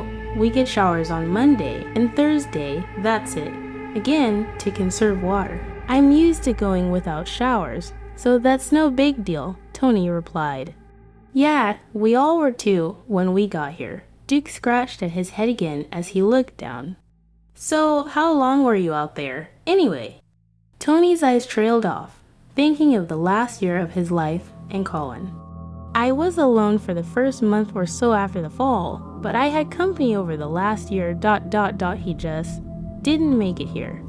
Duke shook his head as he looked up. "Sorry." "It's okay, we almost made it. Some asshole tried to jack us just outside the border, and my friend stopped him, but got shot in the process." Tony kicked at the concrete as he spoke. "Man, that really sucks," Duke replied. "But you made it here, and we take care of each other." Tony felt Duke's hand slap him on the back, and something about it made him feel better. He even gave a little laugh at the thought of feeling safe again. He had wondered if he would be after losing Colin, but the people here did not seem too bad. Duke showed him to an empty bed that he could use. Tony placed his clothing in the foot locker at the end of it and unrolled the folded sheets and pillowcase. He prepped his bed just before Bandit returned to the door. He called out to the room, "Lights out. We got an early day tomorrow, ladies." And the flickering fluorescent lights above them went dark. The room was woken by a blaring trumpet. A very large man stood at the doorway while a young man blared the instrument. As the horn fell silent, the man instructed them to get on their gear and meet in the training area. Tony rushed to pull on his clothing as some of the other boys disappeared out the doors. He did not want to be left behind because he had no idea where the training area was. While he struggled to tie his boots, Duke stepped over to him and helped him finish. Duke stayed until Tony was finished and told him that he would not let him get lost on his first day. Tony thanked him, and something about the way Duke cared reminded him of Colin, which made him sad. He tried to hide the feeling and forced a smile as they exited the barracks. When they exited a doorway at the rear of the hall, Tony was greeted by a large clearing that was surrounded by a concrete wall on all sides. His eyes scanned the enclosure in the dim daybreak, guessing that the wall had to be at least 20 feet high. The area was as large as a football field and was littered with ropes, ladders, ramps, tires, and metal bars. Tony knew what this was. It was an obstacle course. The boys lined up in rows of 6, and Tony fell in line next to Duke. His new friend pointed to the man that had woken them all up, as if to tell him to pay attention. For those of you who do not already know me, I am Sergeant Buzzkill. The man's voice sounded like thunder. But you will call me sir, understood. The group screamed in unison, "Yes, sir." Tony jumped at the sound. As the sergeant spoke again, "I am sorry, I thought I asked you a question." The boys screamed again, and this time Tony joined them. "Yes, sir." The sergeant paced back and forth across the front line, but his eyes caught sight of Tony, who stood in the back. The man's broad shoulders pushed past the boys between them and came to stand over Tony. His eyes were intense, the kind of stare that you only develop from combat. He stood silent for a moment, weighing in his thoughts of the new recruit. Tony's mind swam with worrying, unsure of what might happen next. Tony's eyes shifted slightly over to Duke, and at that second the sergeant spoke directly to him. "Don't look at him. Look at me." Buzzkill's voice boomed again, and Tony could feel his spit splash his face. Tony stiffened, his eyes wide. "Yes, sir." "What's your name, kid?" The man barked. "T.T." Tony stammered. "Spit it out, punk." The sergeant yelled. "Tony?" The boy forced it out. The sergeant huffed, a smile curling on his lips. "No, what's your real name, boy?" Tony had not decided on a name yet, so he scrambled for an answer. He was quiet for several moments, running through the options he had been contemplating. His eyes shifted slightly, and he noticed the people in front of him were watching intently for his answer. The sergeant seemed to lean in closer, his smile widening at the idea of causing Tony distress. Suddenly the boy did not want to be here. He wanted to be back in the cabin with Colin. He wanted to go back and start over. Fear crept up in him, a fear he thought he had escaped. All of this swarmed his mind as the sergeant waited for an answer. "Well," the man bellowed. Tony's mouth opened without thinking. "Stone?" The sergeant leaned back and let out a hearty laugh. "Stone. More like pebble." All of the boys joined in the laughter, all of them except Duke. They were silenced quickly by a raised hand from the sergeant before he spoke again. "Very well, Stone." The sergeant turned on one heel and returned to the front of the group. Tony felt Duke's elbow nudge him, and when he turned toward his friend, there was a grin spread across his face. Tony had chosen a name, which he could not change. From that moment forward, he would be known as Stone by everyone within the base. The day started with calisthenics as a warm-up. Then they hit the course, and though Tony had been worried about the task, he seemed to have no trouble with the challenge. His year with Colin in the emptiness had not only taught him a lot, but it had prepared his body for the future. That thought pushed him harder. Tony wanted to live up to Colin's memory. As Tony crossed the finish line before anyone else, one thing echoed within his mind, and that was his promise to survive. Through his gasps for breath, he was still able to smile, and he imagined Colin smiling back. "What are you smiling for, Stone?" the sergeant yelled. Tony was broke from his dream again. "I am alive, sir." For now, Buzzkill responded, a sense of seriousness in his voice. Tony's smile faded as the rest of the boys joined him at the end of the obstacle course. They all struggled to breathe, some hunched over and holding their knees. They all poured sweat and begged for rest. Tony could only imagine how tired everyone else was, but his muscles burned from the strain. Duke patted him on the back and congratulated him on finishing first. Tony feigned a smile again, unable to shake the sergeant's words. He knew how dangerous the world was, but the illusion of this place had allowed him to forget for a short time. The boy knew he would have to leave these walls eventually, and he was sure that was what his instructor meant. Chapter 7: On the Rise. The young men spent the winter training, Tony finding himself outshining most of his squad mates. While most of them had come from backgrounds with survival knowledge, Tony had lived it during his year with Colin. His sergeant soon requested that Tony become their training squad leader and would be tasked with carrying out their daily routine. When the announcement was made, Tony could feel the daggers dig into him from some of the older boys within the group. He knew his promotion would stir bad feelings, but there was little he could do about it. Tony had made a promise, and he would do whatever it took to survive. After one particularly grueling day of traversing the course through harsh winter conditions, the boys took to their bunks groaning in pain. When Tony's head hit the pillow, his exhaustion brought him to slumber far quicker than it ever had. The grumbles and complaints around him had become common, but it faded as visions of the warm waters of a lake filtered into his mind. He saw Colin standing on a bank as Tony swam, the summer sun warming their bodies.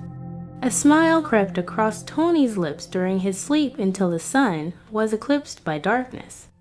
He began to gasp, unable to breathe, and slipped under the water. Tony woke to his blanket being forced down on both sides by multiple boys. He quickly struggled to free himself, but their combined strength was too much to protest. Tony screamed into the sock that had been shoved into his mouth, begging for help. Soon a slurry of fists buried into his abdomen. He was struck repeatedly for several minutes within the dark room of their barracks. Each of them had blacked out their faces to avoid identification, but it did not matter. Tony knew who was attacking him and why. The commotion stirred Duke from his bed. He scrambled from his bunk and across another. When he reached the group, his body dove shoulder first into one of the boys holding down Tony. Another released his hold on the blanket to face Duke, slinging a fist in that direction.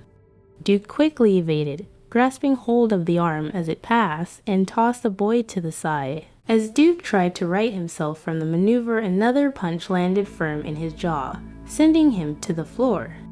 This had left one side of Tony's bed partially free, giving the squad leader the ability to free himself with squirms and kicks until his body slid from his bunk. Duke struggled to his feet, the other boys rounding the bed. Tony dropped his heel into one of their knees, which caused it to buckle. Soon Duke and Tony were back to back, surrounded by the remaining boys. They both bore their fists and prepared to fight as the ones on the floor regained their stance. Tony landed a right hook in one of the boys' ribs, while Duke's knee buried in one's gut. Their attack left him open, and they soon felt knuckles bury themselves in their faces. They stumbled, but came to rest against each other's backs for support. The two advanced again, ready to strike, but just before they could land and hit, the fluorescent lights flicked to life above them, and their sergeant's voice echoed through the hall. "What in the hell is going on in here?" Buzzkill's voice boomed. All of the boys stood like statues, Tony and Duke turning to face their instructor. Squad leader Stone, the sergeant's eyes cutting to Tony. The group looked to Tony, his face bruised from the altercation. It was easy to see what had transpired, and all of them knew the consequences of their actions. Several boys shuffled their feet behind Tony, preparing nervously for their punishment. Tony had no reason to defend them, but he also knew that if they were punished for fighting, then so would he and Duke. It only took him a few seconds to make his decision. He stood at attention, steadying himself, and cleared his throat. "Everything is fine, sir. Just a sparring session." Tony lied. "Well, it's over now." "It's lights out.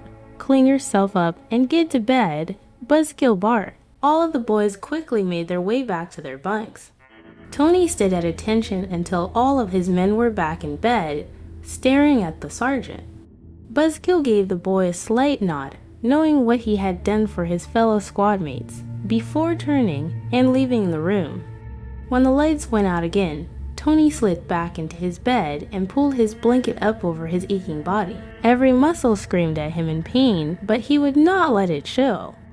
There were whispers around the room as he closed his eyes and tried to return to his dream, despite how much he heard. When they were roused by the morning bugle, each boy made their bed, dressed for the day, and stood at attention at the end of their bunk. Tony stood at the end of the aisle, counting them off as each member of his squad took their place. His eyes fell on 6 empty bunks. Tony stared at them, noticing the neatly made bed. His trance was broken by the sound of Sergeant Buzzkill announcing their orders for the day. They would be participating in a live fire exercise, and they were to report to the indoor firing range. Tony turned on his heel and ordered his men to follow him. They marched down the hall, their instructor walking in tandem with Tony. "Permission to speak, sir," Tony requested. "Go ahead, Stone," Buzzkill's voice barely above a whisper. "Where are my men?" the boy questioned. "They are not your men anymore. We don't need soldiers like that here," the man answered. The group entered the indoor range and took a place at each position. Tony knelt and retrieved his issued AR-15, readying it for use. Buzzkill stood at the end of the line, hand resting on a lever. When it was pulled, their targets would drop from the ceiling. They were instructed to ready themselves, release the safety, and prepare to fire. Tony took his stance and adjusted his breathing, his finger preparing to reach for the trigger. Buzzkill dropped the level, the opening in the ceiling parting, and 6 large figures hanging from ropes with their heads covered in black bags. Tony's eyes shot open at the sight, his hand loosening its grip on the rifle. None of the boys fired a shot, but stared at the targets in front of them with nooses around their neck. "Fire!" Buzzkill yelled. "Sir," Tony questioned. "I said fire," he repeated ... "No, stand down," Tony replied, looking back to his men. "Excuse me, Stone, what did you just say?" Buzzkill's eyes grew wide, and the veins in his face grew close to bursting. Tony had been used to firing at training dummies and sandbags, but this was wrong. Each boy clicked the safety on their rifle and held it at an angle while coming to attention. Tony did the same, his face showing the seriousness of his choice. The boys hanging from the ceiling were already dead. Tony knew this and saw no sense in defiling their corpses, and these boys did not deserve this. The squad leader stared at the instructor, his eyes curled in anger. "Stone, you do understand that if you or your men don't fire on those targets, then it will be you that pays the price?" The sergeant quizzed. "Yes, sir." Tony's voice echoed through the firing range. "Very well, the rest of you return to your barracks. Stone, you come with me." Buzzkill disarmed the boy as the rest of the squad exited the room, his heavy hand coming to rest on Tony's shoulder. "Follow me, boy." Tony took one last look back as Duke exited, a sense of worrying playing on his friend's face. Tony simply nodded, telling Duke that everything would be alright, even though he did not believe it himself. He simply turned and was escorted out the other exit and down the hallway. They came to a stop at a door with 2 armed guards. Buzzkill handed the AR-15 to one of the men before the other opened the door. Default Tech Tony was guided inside by the rough hand of his instructor. He was placed at a small desk, one like you might see in a classroom. The instructor took a seat across the room in one of many chairs that lined the wall. The door opened again. Several uniformed men entered in a single file. They each took a seat across the room, and as Tony watched, the sergeant rose and held a salute until each one was seated. Their uniforms were more intricate than the one Tony had been given, and each were adorned with a patch that signified they were actual Apex Predator forces. When the sergeant's hand dropped from his greeting, he called for his folder. One of the guards entered holding a file that looked strikingly like the one filled with Tony's information. The folder was then handed to the man at the front of the line, and he flicked it open to begin scanning the contents. "So, this is the one you have been bragging about, Sergeant," the man spoke behind shadows. "Yes, sir, I think he has what it takes," Buzzkill responded.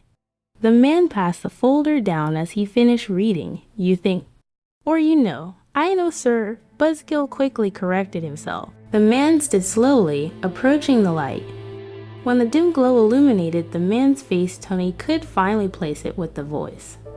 He had a terribly scarred appearance, and one of his eyes seemed glassy and whiter than should be natural. Tony could only assume this man had no vision within that eye. The close-cropped hair and build suggested this person had seen true combat in his life, and Tony could only wonder what they wanted with him. My name is General Foreman. The sound was deep and almost rang in Tony's ears. Who are you, kid? T2. The boy almost slipped. Stone, sir. The group laughed. Stone, you look like a pebble to me. Tony tried to keep from rolling his eyes as the general spoke. So, you want to be a predator, huh? Tony was confused. He had never expressed any interest in combat. I just want to survive, sir. I made a promise to survive. A promise, huh? To who? The general smirked. Tony thought back to Colin, a friend, and I intend on keep it, no matter what. Foreman turned back to the rest of the men, who seemed to be officers as well. They spoke in hushed tones for several minutes, deliberating over some decision that still confused the boy. Each one slowly nodded as if placing their vote, while Tony sat unsure of what he would be asked to do next. His sergeant looked back and nodded as if to assure him that everything was fine, but this man had just asked him to shoot the dead body of a helpless boy. He was not sure if he could trust any of them at this point. Tony tried to think of what Colin would do, but before he could find an answer, the general was standing over him again. Okay, Private Stone, we are going to see if you have what it takes, Foreman smiled.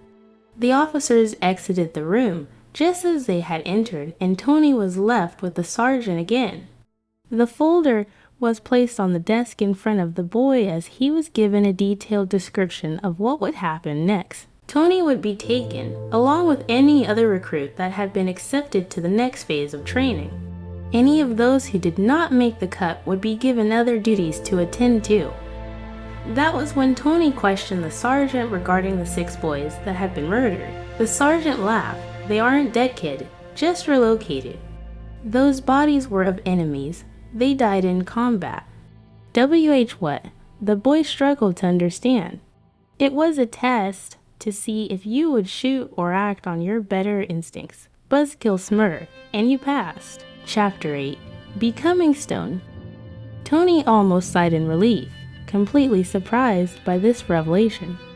He was sure he had wandered into a camp full of psychopaths that had murder on their mind. The boy was escorted back to the equipment room, where Packrat was instructed to return all of Tony's personal belongings they had confiscated on his arrival. She returned soon after with the olive green pack that he had taken from Colin. A tear almost formed in the corner of his eye at the sight, but he pushed it back with his hand. He took the bag and was escorted to an area of the compound he had never been to, another barracks full of young men. The young men scanned the room. He only noticed the familiar faces and could only assume the rest had been reassigned. His heart sunk a little when he did not see Duke, but he hoped it was for the best. Tony was not even sure he wanted to be a member of this group, but it did not seem he had much choice. He could only hope he would be safer with soldiers around him. An older boy, who seemed to be at least 17, approached him. The boy had dark scraggly hair that hung about his ears and down to his shoulders. Some of his locks were tied back behind his head, enough to keep it out of his face. His skin was dark and heavily tanned by the sun. The name's Apache. His hand stuck out quickly for a shake. Stone, Tony replied.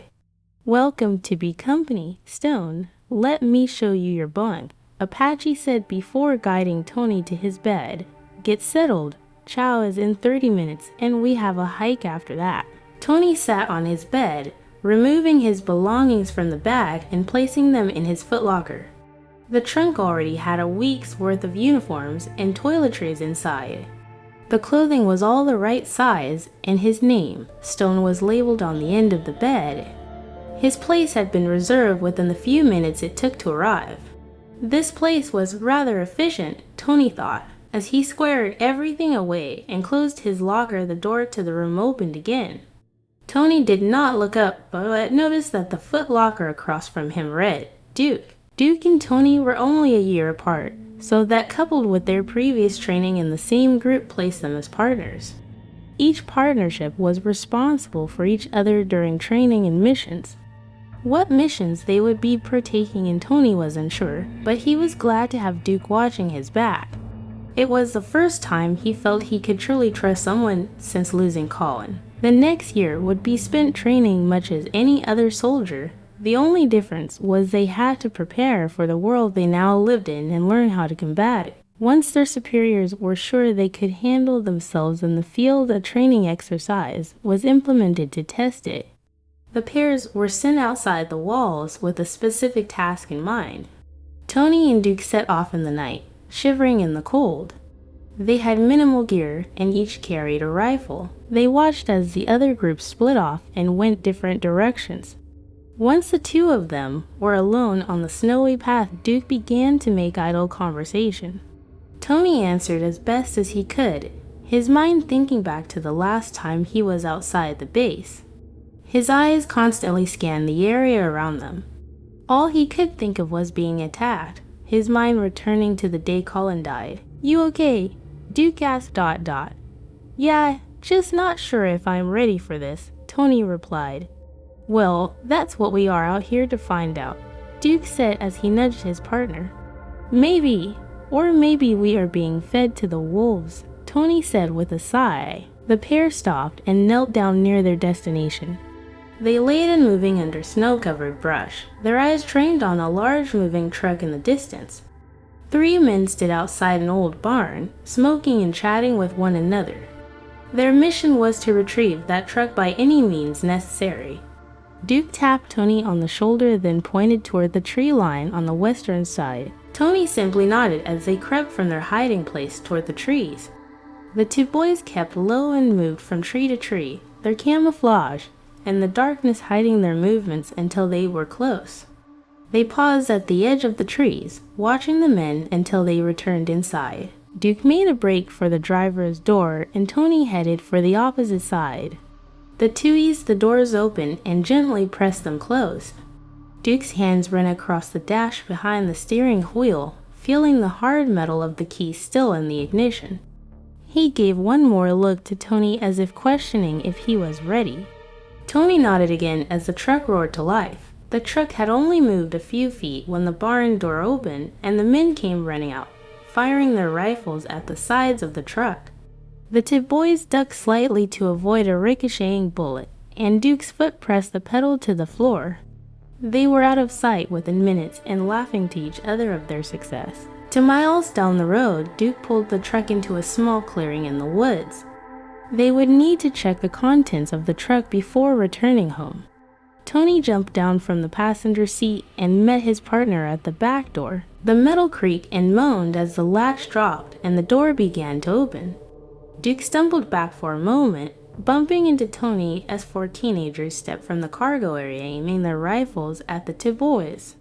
Tony's head turned to the ground in disappointment and Duke simply shook his head in disbelief. "Looks like you boys failed," Apache said, smiling. "Only because we got bad intel," Tony scoffed. "Yeah, plus the two groups aren't supposed to be working together, just partners," Duke reprimanded. "You think there are rules out there? Weasel not." "I think I know where you got your name from now," Tony popped back. "Watch it, kid," Weasel replied as Tech laughed in the background. Okay, Apache broke up the argument. "Let's get back to the base before it gets too late. Wheeler, get this thing moving." With a quick acknowledgement of his orders, one of the larger boys jumped from the cargo area and climbed into the driver's seat. Duke and Tony approached the truck, but were informed that their punishment for failing the mission was a walk home. Duke glared at Apache, the thought of a 6-mile hike back to base in the snow making him furious. Tony simply tapped him on the shoulder and shook his head, knowing it was useless to argue. The truck sprang to life again, and soon it was so far away they could not even hear it. The two boys began walking, their eyes scanning the trees around them in the darkness. After about an hour of walking, Tony tapped Duke on the shoulder. He had noticed the lights first, but as soon as Duke's eyes fell on them, they both dropped to a crouch and crept to the trees. The moving truck sat unmoving on the side of the road, but the area around it was still lit by the headlights.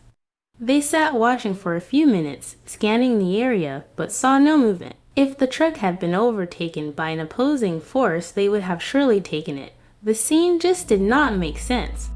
Duke raised a finger to his mouth, signaling for Tony to be quiet, then waved for him to follow. The two moved slowly through the trees toward the truck. Tony slid his rifle from his shoulder, his eyes intent on the truck.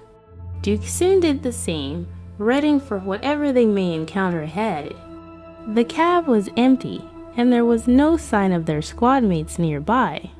Tony eased his way to the back door, which was still unlatched. One hand pushed the door open, while the other pushed the barrel of the rifle into it. It too was empty, but something inside did catch his eye, a dark brown stain in the middle of the floor. Duke rounded the passenger side of the truck to find Tony staring into the empty truck.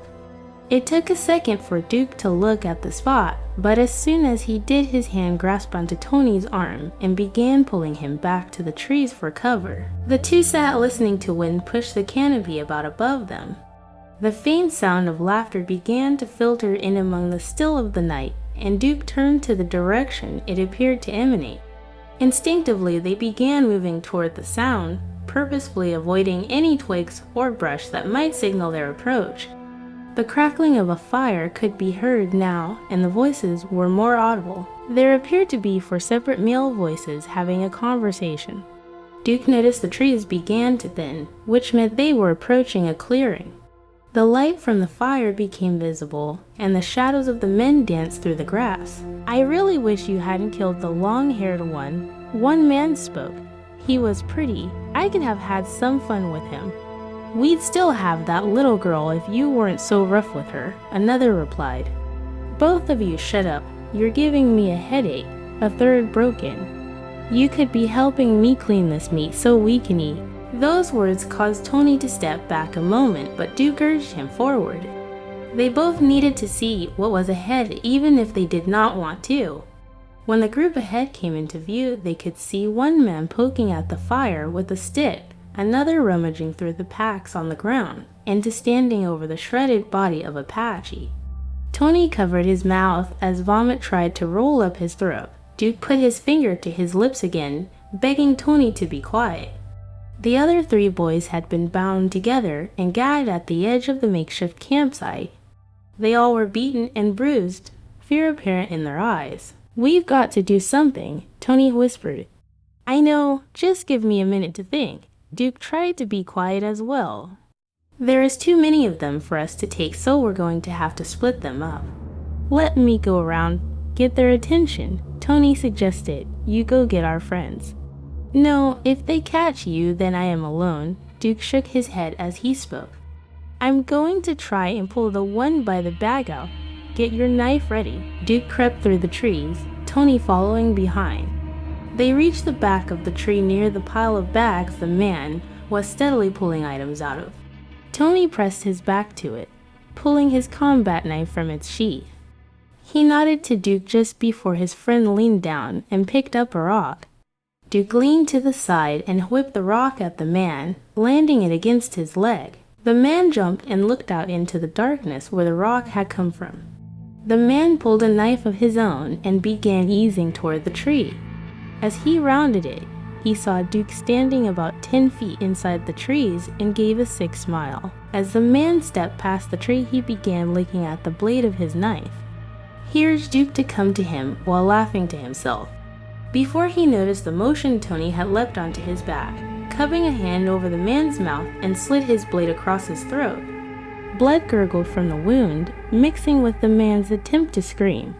The sound was muffled by Tony's hand, but the man began to struggle. Duke approached and restrained their prey and forced him to the ground. They stood over him, keeping his cries quiet until he finally fell still. Tony leaned back against the tree, staring down at the blood on his knife and hands. "Okay, now we just have to split off another one," Duke said as he leaned around the tree. When Tony didn't respond, his friend looked back. "Stone, you with me?" Tony just stared at his hands, causing Duke to grip onto his shoulders. "You gotta stay with me, Stone. I can't take these guys on my own." Duke could tell Tony was afraid. He could feel the boy's body quivering under his hands. "You did what you had to do. They killed Apache, and they are going to kill all of us if you don't help me stop them." Tony snapped back to the reality he was now facing. The seriousness of the situation had become a weight on his shoulders, but he knew Duke was right. just like Colin had always been right. There were some times when you had to kill to stay alive. He started moving before being told to, his body weaving between trees as they circled the camp. He felt like one of the wolves that had attacked his cabin so long ago. They stalked their prey in the dark, working their way closer and closer. He started to understand why they were called apex predators. They hunted the hunters. Where did Yip go? One of the men quizzed. I don't know, Bill. Probably went to take a piss, another said. Well, he didn't take his gun, so go check on him, Bill ordered. The smallest of the group stepped out into the brush, grumbling about having to chase after Yip and carrying one of the rifles that they had pulled from one of the boys. His feet shuffled through the brush, calling out for his friend and scanning the area. The light from the fire began to dim as he rounded a tree and tripped over something solid. He landed with a thud and his rifle tumbled away from him. He cursed out in pain, having landed on a rock. He slowly rose from the ground, brushing dirt from his pants. What happened? Rick, Bill called from the fire. Nothing, just tripped over a root or something, Rick responded. Well, get Yep and get your ass back here, Bill yelled. Yeah, Rick mumbled as he wiped at his pants again. His hands touched something wet, and when he raised it to his face, he noticed the red tint. His eyes widened as he turned to look at the body of Yep crumpled up by the tree. He turned to scream for help, but just as he did, shots rang out from the campsite. He quickly picked up his rifle and rushed back to the fire to find both of the remaining men lying in pools of their own blood, bullet holes in their skulls. His eyes searched the trees, but he saw nothing. He turned back toward Jeb's body to see Duke aiming at him. Put the gun down, Duke said ... Yeah, right. Kid, Rick lifted his gun as well. Do what he says. Tony's voice broke as he pressed the barrel of his AR-15 against the man's head. They disarmed the man and bound him with the same restraints that had held their friends. Duke instructed 2 of the boys to gather material and make a gurney so they could bring Apache's body back to the base. Tony told Wheeler to head back to the road and make sure the truck was still there. Once they had gathered their things, along with their prisoner, they marched back to the road and loaded Apache into the truck. The group rode in silence, keeping their guns trained on Rick, who sat gagged in the back of the truck. When the group pulled up at the base, they quietly unloaded. Their instructor came to check on the results of the exercise and noticed the ravished body of one of his trainees. He began to question the group when Tony and Duke exited the truck with their prisoner in tow. They shoved him toward the instructor, indicating his crimes as they passed. They were tired, hurt, and covered in dirt and blood. All they wanted to do was to bury Apache, but their superiors had a different plan. The body was confiscated for evidence, and Rick was placed in a holding cell. Chapter 9: Night Stalkers. The following day, the entire group were called to speak to General Foreman, one at a time. They were questioned about the events of the previous night and told not to repeat them to another soldier. Tony and Duke sat outside the office waiting their turn, unsure of what they would be asked. Duke considered asking Tony if he was going to be alright, but the blank stare that still hung on the boy's face made him second-guess it. Tony sat emotionless while Duke disappeared into the general's office. He sat thinking of the blood in Apache's body. Then he thought about how it felt to kill again. It reminded him of Colin and how small it made him feel. His name being called broke him from his dream as Duke passed by him without looking at him. Speckless Stone, Foreman said as Tony took a seat. I'm sure you know why you are here. Yes, sir, the boy answered, staring at the wall behind the man. What happened? Foreman asked, while scribbling notes and staring at his papers. Tony relayed the story for the general, his eyes not leaving the whitewashed wall, barely even blinking. The words told each step he had made, and what he had witnessed. It played on repeat in his head as he spoke, his body shaking when he began detailing Apache's body. Then when mentioned killing, he would look to his hands. They still felt dirty. In his mind, he could still see the blood staining it. When he was finished, he sat staring at his hands, and the general finished writing to notice. The room was quiet for some time, neither of them sure what to say at first. "WHY," Tony mumbled. "We call them vultures. It's one of the things we are fighting against out there," Foreman sighed. "How did they even know we would be out there?" Tony's eyes became wild and turned directly at the general. Foreman turned in his chair, stood, and walked around the desk. He sat on the edge of it, and for a moment just looked at Tony. He shook his head for a moment, trying to decide what to say. There were a lot of things in this world that had changed, but he was still having trouble understanding it himself. When he was sure of the right words and how to say them, he gave another sigh and slid the folder across the desk. Tony looked down to see images of two men in Apex Predator uniforms, one of which looked familiar. He looked closer, and his eyes grew wide, remembering the man who was carving into Apache. "We have found that some of those vultures have found their way into our ranks," Foreman said with a frown. "Why, you mean?" Tony shook his head. "No, not in here too." "Not anymore. You took care of that." Foreman rested his hand on the boy's shoulder. Tony pulled away.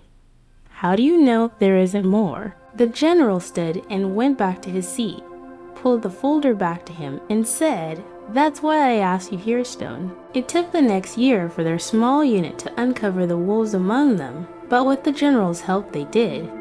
There have been 6 charged with molestation for 4 rape, and 3 more groups killing their younger counterparts. They only found 1 more instance of cannibalism, but it was enough. With each mission, Tony became harder. He was becoming the wolf that stalked in the night, and his pack grew strong. At the end of that year, each member of their group was promoted to corporal, and the company had been nicknamed the Night Stalkers.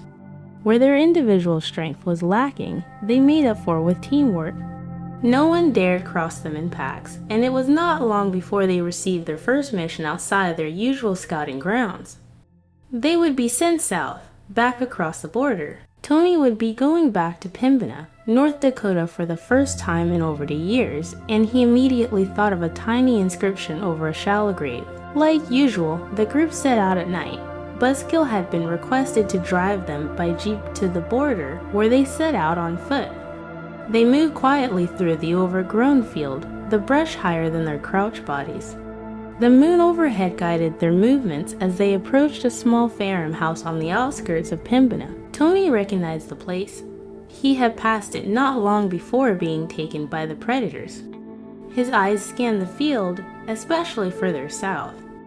There stood the decrepit tree, a monument to his past.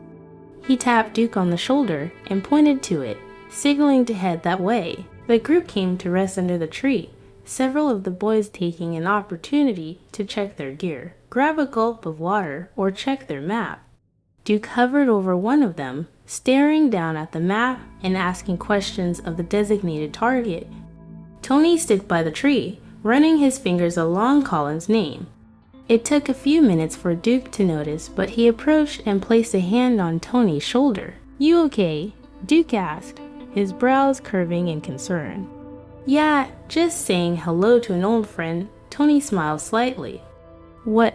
The older of the two said, confused. "Remember I told you I had help getting all the way here?" Tony replied, "Well, yeah, that's about all you ever really told me. This is where he died." Tony waved his hands around to the clearing. "So this is where I buried him." "Oh." Duke shuffled his feet and looked down before coming closer, noticing the name in the tree, Colin. "Yeah, he was like a brother to me. I would not have made it here if it were not for him." Tony sighed, a tear forming at the edge of his eye. "Funny," Duke laughed slightly. "Why is that?" Tony turned to look at him. "I had a brother named Colin," Duke said while smiling, his eyes trailing off in a memory dot. Tony found himself staring at Duke, shocked by what he had heard. What were the odds? He stared harder, and soon Duke noticed. Duke squinted again, asking if his friend was okay. Tony simply knelt down and removed his pack. A small compartment on the side was open, and Tony revealed a tattered old Bible. Between the pages he found what he was looking for, a yellowed and worn picture of a family. There was a mother, father, and two very young boys. He tucked the Bible under his arm and stepped to Duke, handing him the picture. Duke's eyes narrowed as he attempted to see the image in the dark, but soon he realized what he was looking at. His thumb trailed over the young image of his mother and the smiling face of his father. He laughed slightly at seeing his chubby cheeks as a tiny boy, and when he saw Colin, the tears began to roll down his cheeks. Tony brushed a tear away as well, seeing this, and stepped back to the tree. He knelt there over Colin's grave, holding the Bible and looking at Duke. "How?" Duke said ... "I have no idea. He thought you were dead," Tony said in a quiet tone of remembrance. "So, he's buried here?" Duke asked. Tony nodded. "Right under your feet. He died protecting me, and I couldn't just leave him out here to be picked at by the animals. He wouldn't do that to me." Duke knelt by the makeshift grave, his hand touching the ground. Salty spakes littered the dirt as they both sat quietly. The rest of the group had noticed the exchange but decided to stay out of it. Tony then leaned over, pushing the Bible toward Duke. He told him it had been Colin's, and he knew that his brother would want him to have it. Duke took the worn book from Tony, his fingers pressing it open and scanning through the pages. The ink was faded, but he could still read some of the scriptures. The front still had his brother's name written in it, and he remembered when his grandmother had gifted them both one. Duke's hands flipped to the back pages, which had been left blank for writing notes. He found a letter addressed to him in his brother's handwriting. "Danny, if I don't see you again, and you're reading this, I am sorry I could not protect you better. I spent the last few months so sure you were dead. Then I found Tony. He gave me hope to find you again. He has become like a brother to me. He reminds me so much of you. He could never replace you, but it made it easier out here without you. If you find him with this book, stay close to him. He can't replace me either, but you won't regret meeting him. Take care of each other, survive, and remember, I will always love you. Your big brother, Colin." Duke tucked the Bible in his pack and gave Tony a hug. Their group turned away, and Weasel started asking about the mission to try to change the subject. Tony stepped away, patting Duke on the back. He nodded to him to say it would be all right and promised they could talk more once the mission was done. Duke agreed, and they stepped back to the group. Weasel had pointed out the path they would take that lead to the farmhouse ahead. It sat just on the edge of the property, and according to their sources, a group of murderous scavengers had taken up residence in it. According to General Foreman, this is where most of the vultures had come from recently. The radio keyed up. A message came through from Overwatch Group requesting position of the Night Stalkers. Tony touched at his ear, before identifying himself and informing them of their position. They were asked for confirmation of ghost status. Tony looked to the group, who nodded in agreement. Tony gave the confirmation as they all readied their weapons. The group moved toward the farmhouse as a larger group waited on the hill behind the house. Overwatch was made up of a more experienced adult group, which had been instructed to observe and assist. This was their first sanctioned mission outside the wall and would determine their future within the apex predators. Tech observed from the back with binoculars, calling out targets appearing through the windows. There had been two armed men standing on the front porch, three inside that appeared to be drinking an unidentified motion within one of the upstairs windows. The group advanced. Duke took Wheeler to flank left, while Tony, Weasel, and Tech moved right. They approached from the tall grass, stopping just at the edge. The two men outside seemed to be having a discussion, which might take some time. They would not be able to enter through the front without being spotted. "It's not like it's going to matter anyway," one of the men said. "What do you mean?" the other replied. "You know we're all going to be speaking Spanish soon," the first retorted. "Ah, that's just rumor. The Mexicans aren't gonna come all the way up here," his friend said. "Either way, I'm gonna have as much fun as I can before then," the first said with a laugh. Tony had no idea what they meant, but he made a note to ask the general when they returned. He looked across the field to Duke, who was signaling for him to take his group around back to find an entrance. Motioned with his hand to confirmation, then pointed to his right. The group followed behind him closely with their weapons at the ready. They moved in a staggered formation, slipping through the brush until they reached the backyard.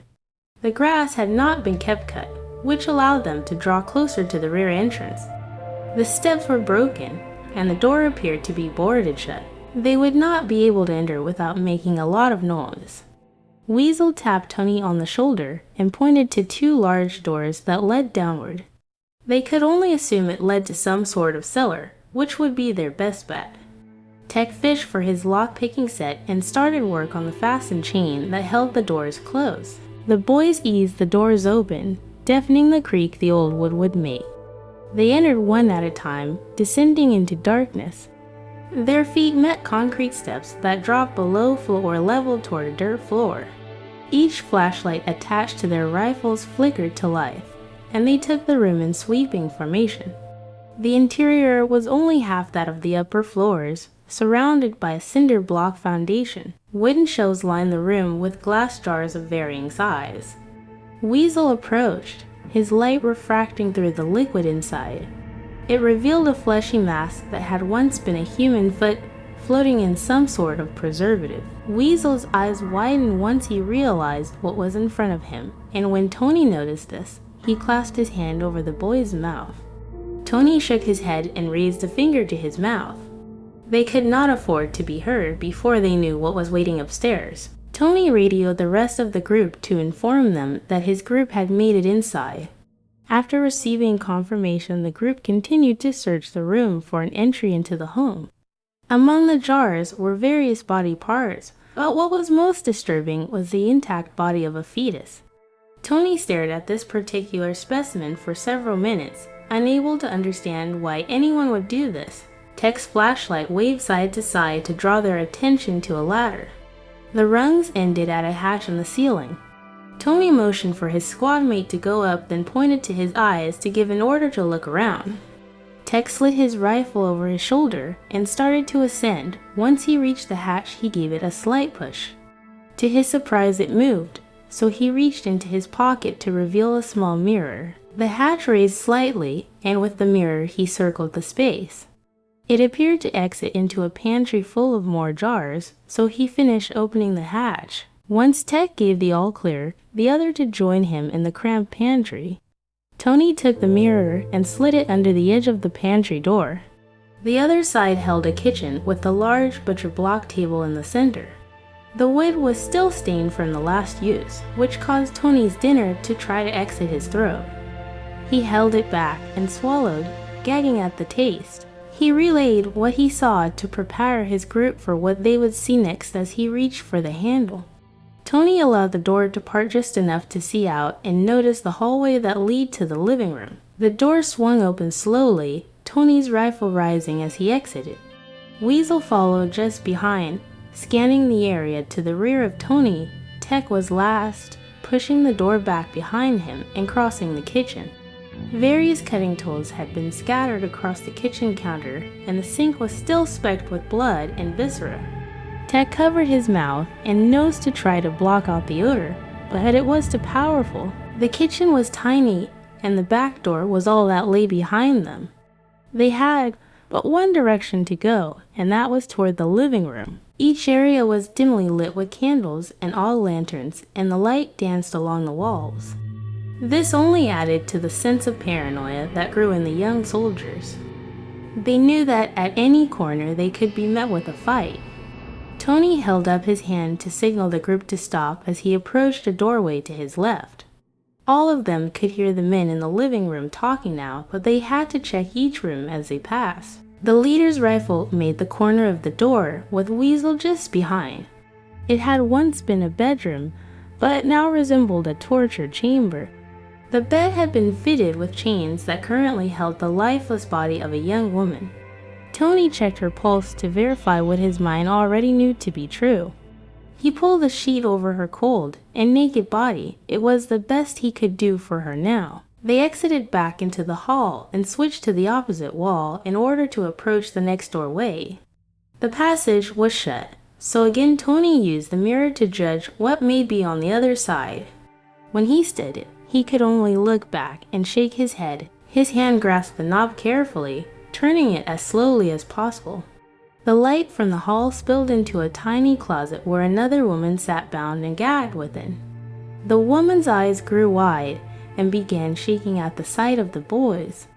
Tony could only imagine she thought they were there to hurt her. Tony whispered, "We are not here to hurt you. We're gonna get you out of here. Okay?" The woman nodded as if she understood, tears filling her eyes as Tony helped her to her feet. He ordered Weasel to escort her back to the cellar and away from the house. Weasel took the woman by the hand and headed back to the pantry door.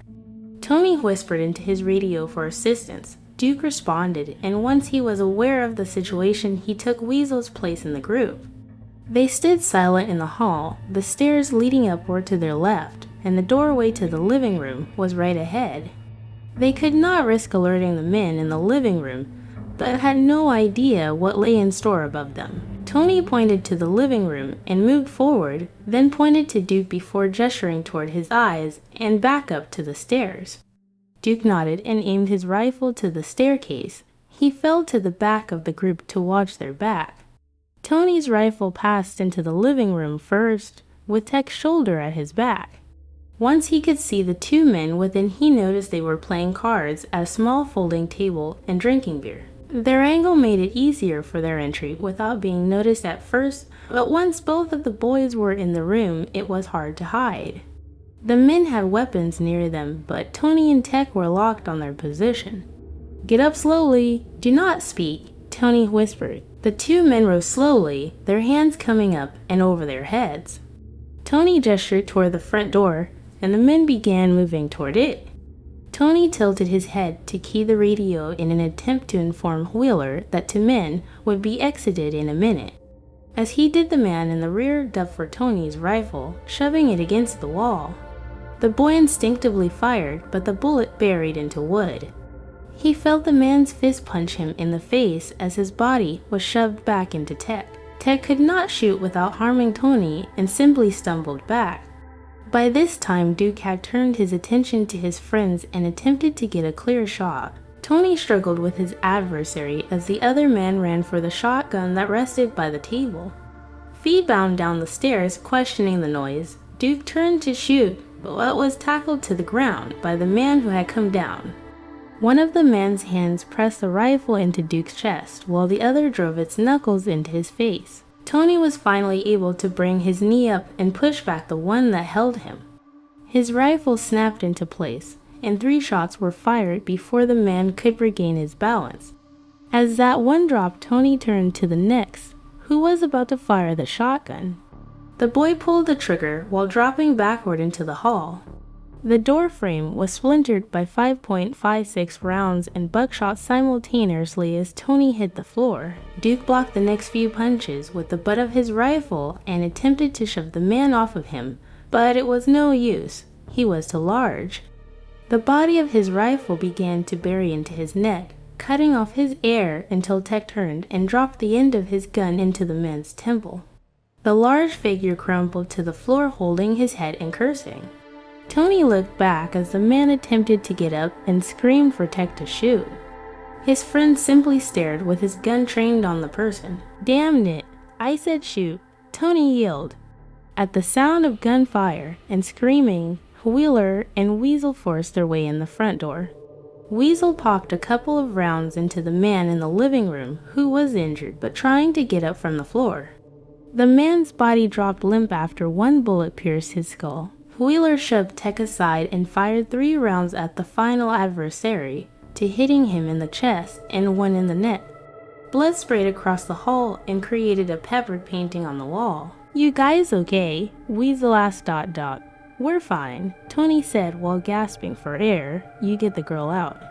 "Yes, sir. She's with Overwatch," Wheeler replied. "Good. Let's finish sweeping this house and get the hell out of here," Tony replied. Duke nodded well as he adjusted his gear again, preparing to ascend the steps. They fell in line behind him, Tony taking up the rear. If there was anyone else inside, they would have to face all of them. When they reached the top step, they were greeted by several young children.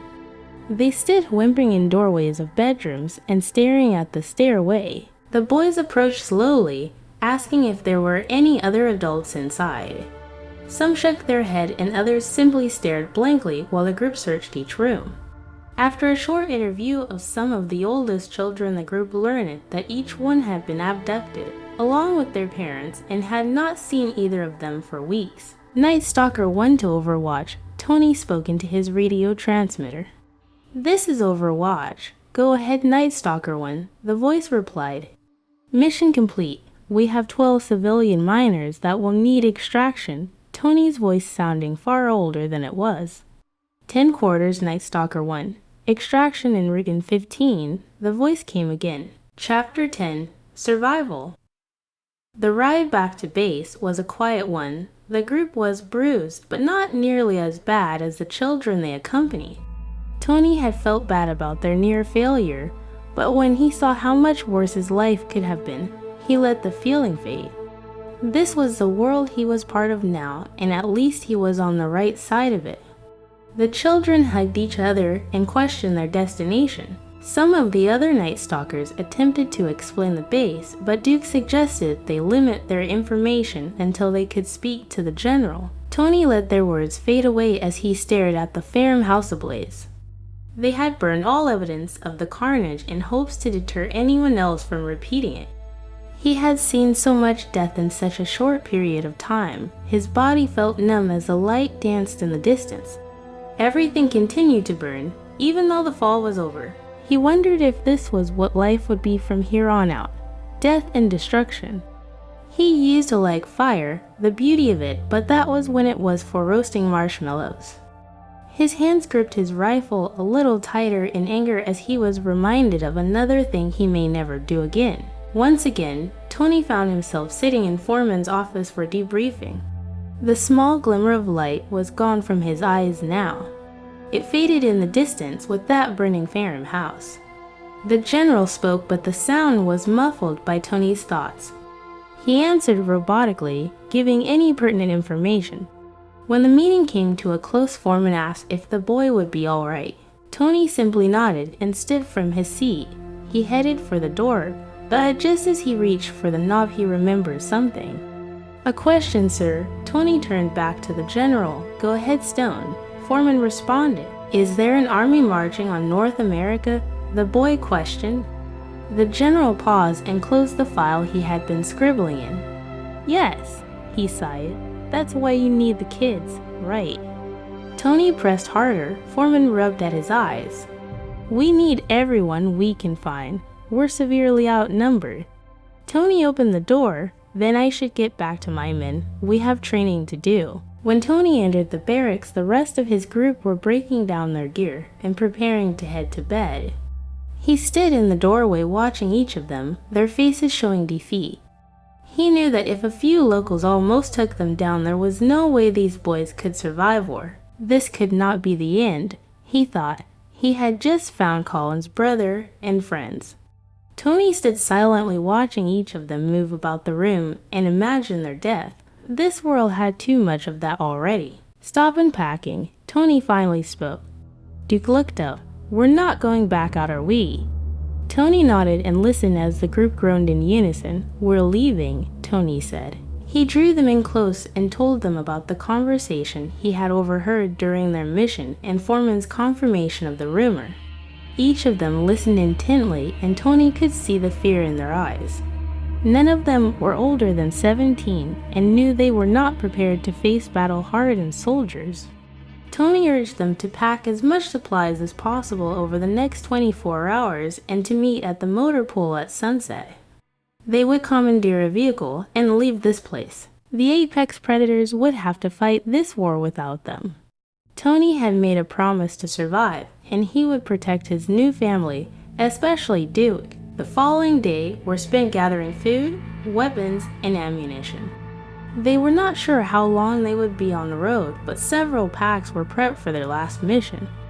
Wheeler had acquired the key to the motor pool under the pretense of gassing up with one of the Humvees. Weasel distracted Pack Rat long enough for Weasel to gather the items they would need. Tech had always helped in the kitchen, so it was not odd when he requested access to the pantry. One by one they acquired the supplies they would need, and by the time the sun had fallen they had all met at the motor pool. Duke and Tech loaded gear into a Humvee as Tony and Weasel plotted a course. The weather north was too harsh, and there would be enemy forces to the south. They had to be careful no matter their choice, but it had to be made now. Wheeler climbed into the driver's seat as the rest took their places inside. Tony climbed into the passenger seat and pointed at a destination on the northeast coast as the vehicle roared to life. The group approached the gate where a guard questioned their actions. Tony leaned over and gave an excuse of having a secret mission. The guard was not convinced and radioed for confirmation. Tony simply nodded and Wheeler hit the gas, barreling through the barricade and into the night, gunfire peppering the vehicle in their retreat. Duke leaned forward. "So what's the plan?" "We're going to get as far away from here as possible and hopefully stay alive," Tony replied. Duke leaned back and the vehicle fell quiet. None of them were sure where to go or how they would be able to sustain themselves in this world. The apex predators would surely be looking for them, and they would have to avoid the army that was taking control of North America. All of this only made surviving more difficult, but they had each other, and that would have to be enough. As they passed the remains of the old farmhouse, their eyes fell on the smoldering wreckage. Smoke still tainted the air above it, and they wondered if that could be their future. Headlights of 3 vehicles topped a hill behind them, and they instantly knew it would be the predators. Their vehicle began receiving bullets within seconds and each of them ducked to avoid any ricochet. Wheeler forced accelerator down further until it touched the floor. He struggled to remain on the road as their pursuers drew closer. Weasel grabbed his rifle and leaned from the window, returning fire. Tony screamed for him to get inside, but it was too late. The boy was shot 4 times in the chest. The rifle tumbled from the vehicle, and his body fell limp in the seat, his head still hanging out the window. No one else tried to be a hero. Tony yelled as Tech scrambled to cover Weasel's wounds. "It's too late. He's gone, man," Duke said as he pulled at Tech's arm. "They're gaining on us, Stone," Wheeler yelled. Tony looked back, and the lead vehicle was only 2 car lengths away. They would overtake them and more than likely kill them. He had to do something and fast, so he told Wheeler to head for the trees. The wheels kicked up dirt as they rapidly changed direction. The boys were tossed about inside as they bounded over a hill and into the woods. The 2 Humvees behind them followed after and weaved between trees. Wheeler struggled to avoid each one as well, but sideswiped a large oak, causing him to lose control. The wheels caught at an awkward angle and turned the vehicle on its side. The world went dark for a moment, and when Tony opened his eyes, he could have sworn he saw Colin kneeling over him. He smiled slightly, and Colin did the same. He could hear talking around him, but he simply looked back to his old friend. Tony began to apologize, but Colin simply shook his head. The figure mouthed the words, "You're not done yet," before disappearing. Tony was forced back to reality by the sound of Tech screaming for help. General Foreman had him by the hair and was dragging him toward one of the other vehicles. Duke struggled to remove himself from the overturned Humvee, and it appeared that Wheeler had been killed during the crash. Tony slowly rose from the ground, his eyes searching the area. Duke was almost free from the vehicle, and Foreman had returned to claim another one of the boys. The other Humvee had turned back once they noticed the crash. They would need equipment to retrieve the vehicle, and Foreman was sure he could handle a couple of kids. Tony grit his teeth and began walking toward the general despite the pain he now felt in his knee. His hand reached down and grasped a grenade, pulling the pin. He sheaved it out in front of him so Foreman could clearly see. "You step away from that Humvee," Tony screamed. "We are taking it, and we are getting out of here." Foreman paused and held up his hands. "Now hold on. Let's don't do anything stupid." No talking," Tony barked. You get away from the vehicle now or we all die." The general laughed. "You can't be serious, kid." "Dead serious. We are leaving, and you are not going to follow us." Tony replied, "We don't want to be pawns in your war. We are not soldiers, we are kids, and we are going to live." Foreman slowly backed away as Duke grabbed a few bags from the crashed vehicle. The two boys joined Tech in the general's vehicle, and Duke took the driver's seat. Tony eased himself into the passenger seat, still holding the live grenade. As they rolled past the crash, Tony tossed the explosive into the crashed Humvee. Foreman dove behind a tree as the three boys drove away. The sound of the explosion echoed through the trees as they exited the woods. They never looked back as they headed east and toward anything better than the life they had come to know. If you enjoyed today's story, don't forget to like, share, and subscribe to our channel, Mystical Tales, so you won't miss out on more eerie and thrilling tales in the future. Thanks for watching, and see you next time.